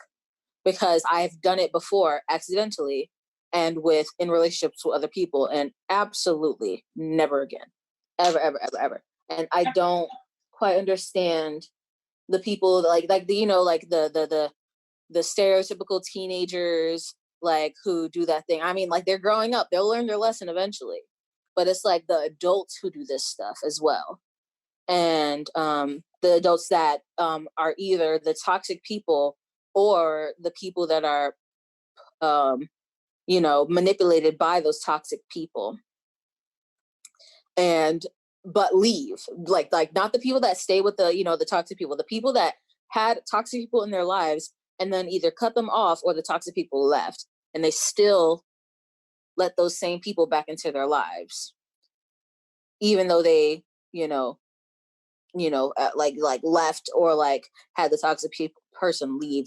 And I guess that, you know, that probably has some therapy, much needed therapy for them to talk about, but it's something I've never quite understood. Like, you know why they've made you feel this way. You don't like the way they make you feel around them, but you still want them in your life. And I'm like, is it because you feel like you owe them something, or is it because you are dependent on the way you want to feel? It's like an imaginary thing. Like, I've heard there was what was it, the hag was like so obsessed of having a boyfriend, but it was like that was like such a big ideal to her when opportunities came around, that she could have that situation she wanted, but it didn't turn out like it did in her head, so she shut down, and in the weirdest ways. And it was, but she would still go through the same motions with other guys, like that sort of thing. It's like, is it like an obsession for like people to go back to these toxic situations, or is like almost like an addiction? Like, I feel like it has like really big like mental connotations, and it's like I can't really like analyze that because I am not a licensed therapist or a neurologist. So it's like, it's really, really interesting to me how things like that turn out. Like, but I don't want to ever put myself in that situation again. So I think it could also be emotional ones too, like not just mental ones, but emotional ones, where either people have their own insecurities, and or either they overcompensate for things that they didn't have or things that they were never given, so they look for that in other people, and they tend to possibly look for that attention in whoever is the first person that kind of gives it to them, even if they aren't the most positive. But because they feel like they're getting what they never had, they'll ignore certain things to keep what they feel like they need from somebody else, instead of giving that attention to themselves. And that's like one thing that, with a couple of friends of mine that who are like, I have to be with somebody, like I have to be in a relationship, or like I have to have a boyfriend, I have to have a girlfriend. And it was always something that was foreign to me, because I'm like, well, why can't you be what you're looking for in other people? Why can't you be that for yourself? But that could also be because I have an eye complex. So, you know, the number one person for me is me. And outside of that, it's like, you know, everybody else is kind of extra. But no, like, I often have the same thought. Like, I would date the male version of myself. I'm pretty great. I would date any version of myself. Honestly, I'm sure they're out there somewhere. I need to find them. But yeah, so I think also it's not just a mental thing, but it's also an emotional thing where, you know, people have their own type of emotional baggage. And a lot of the times, instead of dealing with it within themselves or internally, they look for external gratifications or external validation, which is a big thing. It's just feeling the need to be validated by other people, because you can't seem to give that validation to yourself. Exactly, Kandi. You hit the nail right on the head. Ding. And that's exactly why, like, a lot of people, especially women, especially young women, crave to be in relationships and feel insecure when they're single. I mean, I'll say that a part of it is due to society. Like, um, I feel like single women are looked at differently than single men. Like a single man, it's like, oh, he's a stud, he's a bachelor, he is living his best life. And then like, I feel like when you're a girl, um, once you hit like I'll say like 22, then it becomes, oh, when you get married, where's that boyfriend? No, When it's so funny. Most of the women in my family, especially my immediate family, are not married. Like I know of one that was married. Like everyone else has had like just boyfriends and stuff like that. But it's not like, viewed as like a bad thing. However, in the rest of the family who like had like long-term husbands or whatever, when you getting married, when you doing this, blah blah blah, or like have you had a boyfriend? My dad actually randomly asked me that when I was I was like, excuse me, sir, who has time for a boyfriend? I'm trying to get this degree. Like I really don't. I don't want a boyfriend right now. Like and like it was viewed as like he was like grateful probably. I don't know why. God, he's annoying. But and honestly, like the like, next time somebody like asks me, "Hey, why are you single?" I'm gonna say, "Well, probably because I'm happy being with me." Like there really isn't any other reason. I mean, like of course, a lot of people. Well, I mean, obviously, it's because I or in general, you just haven't found the right person yet. But I feel like being able to say that you're single and happy, that's like a very good thing. And because I feel like a lot of people like to project the idea that like single women are not fulfilled. And it's like, no, if you're unfulfilled, it's not because you're single, it's because you're not doing things that make your life more fulfilling. And I yeah. feel like the whole purpose of being in your 20s is really to rediscover yourself and find out what makes you happy. And some people do that by traveling, they do that by um, discovering new hobbies or rediscovering, hobbies that they like maybe did as a kid and they kind of fell off on. They do it by social networking and making new friends. And they do that to make their lives more fulfilling. Really, And the idea of being like single is bad is because of this misogynistic like ideals that have been pumped through our freaking society and like families as well.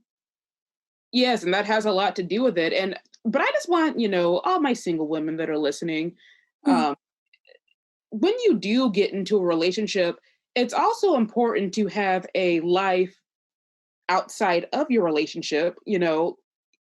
Of course, like when you start dating and you fall in love, all you want to do is spend time with them and get to know them. But it's like, honey, you have your own identity and you have your own life. You How got do your own bills. He ain't you paying know? for your bills. He or she ain't paying for your bills unless they got money like that and are willing to treat you like that, which go ahead. But most cases, no. You got work, you got a life, you got health to take care of, you got all that. On top of that, like, just speaking in terms of like, women dating, you don't honestly want a man to know that you care that much about him, but that's a different topic for another day. Um, I mean, it's I tricky. don't think wanting to spend time with the person that you're with um, really has to do with what it really has to do with that. I mean, if you care, you care. It's Well, okay no, I'm when people. saying Go I'm ahead. not talking about in more terms of always like being like, I guess the word is too available to the point where it's just like, what do you do outside of like being with that person? It's like that You makes think you. about them, duh. Yeah. But it's like you could think about them, but also think about other stuff. I was being funny. Well, let me just You shut could up. think about them, you could dream about them.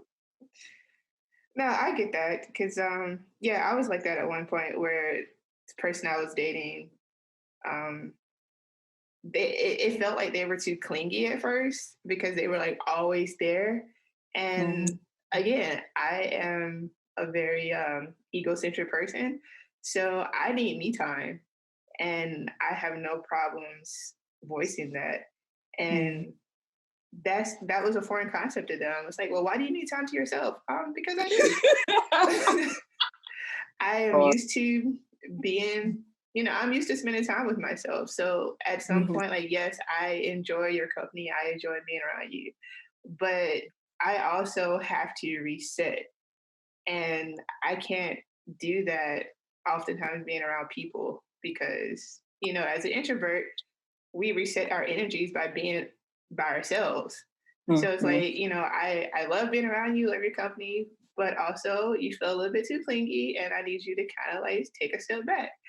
But then it turned around that whenever that happened, I kind of turned into that person because what I was doing outside of our relationship, I stopped doing it. So it's like, well, now I don't know what to do with my hands. And now I want you to always be around, but you have your own stuff going on. And Exactly. yeah, so I definitely agree with that. Like, even in a relationship, don't lose who you are or don't, like stop doing what you did outside of that makes you happy. So. I think I finally understand why it's called the honeymoon phase.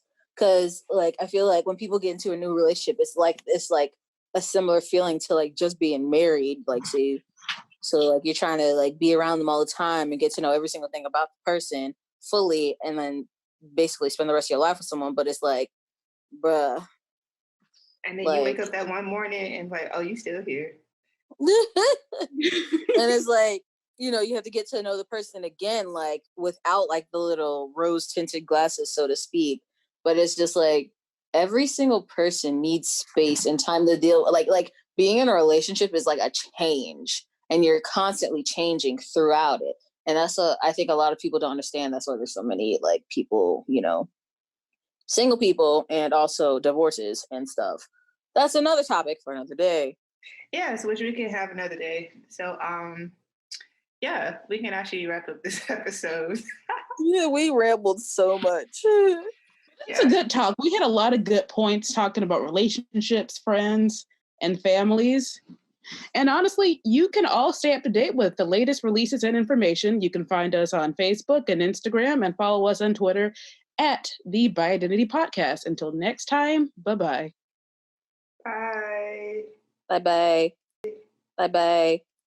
Bye-bye. Bye-bye. Bye-bye. Bye-bye. Bye-bye. Bye-bye. Bye-bye. Bye-bye. Bye-bye. Bye-bye. Bye-bye.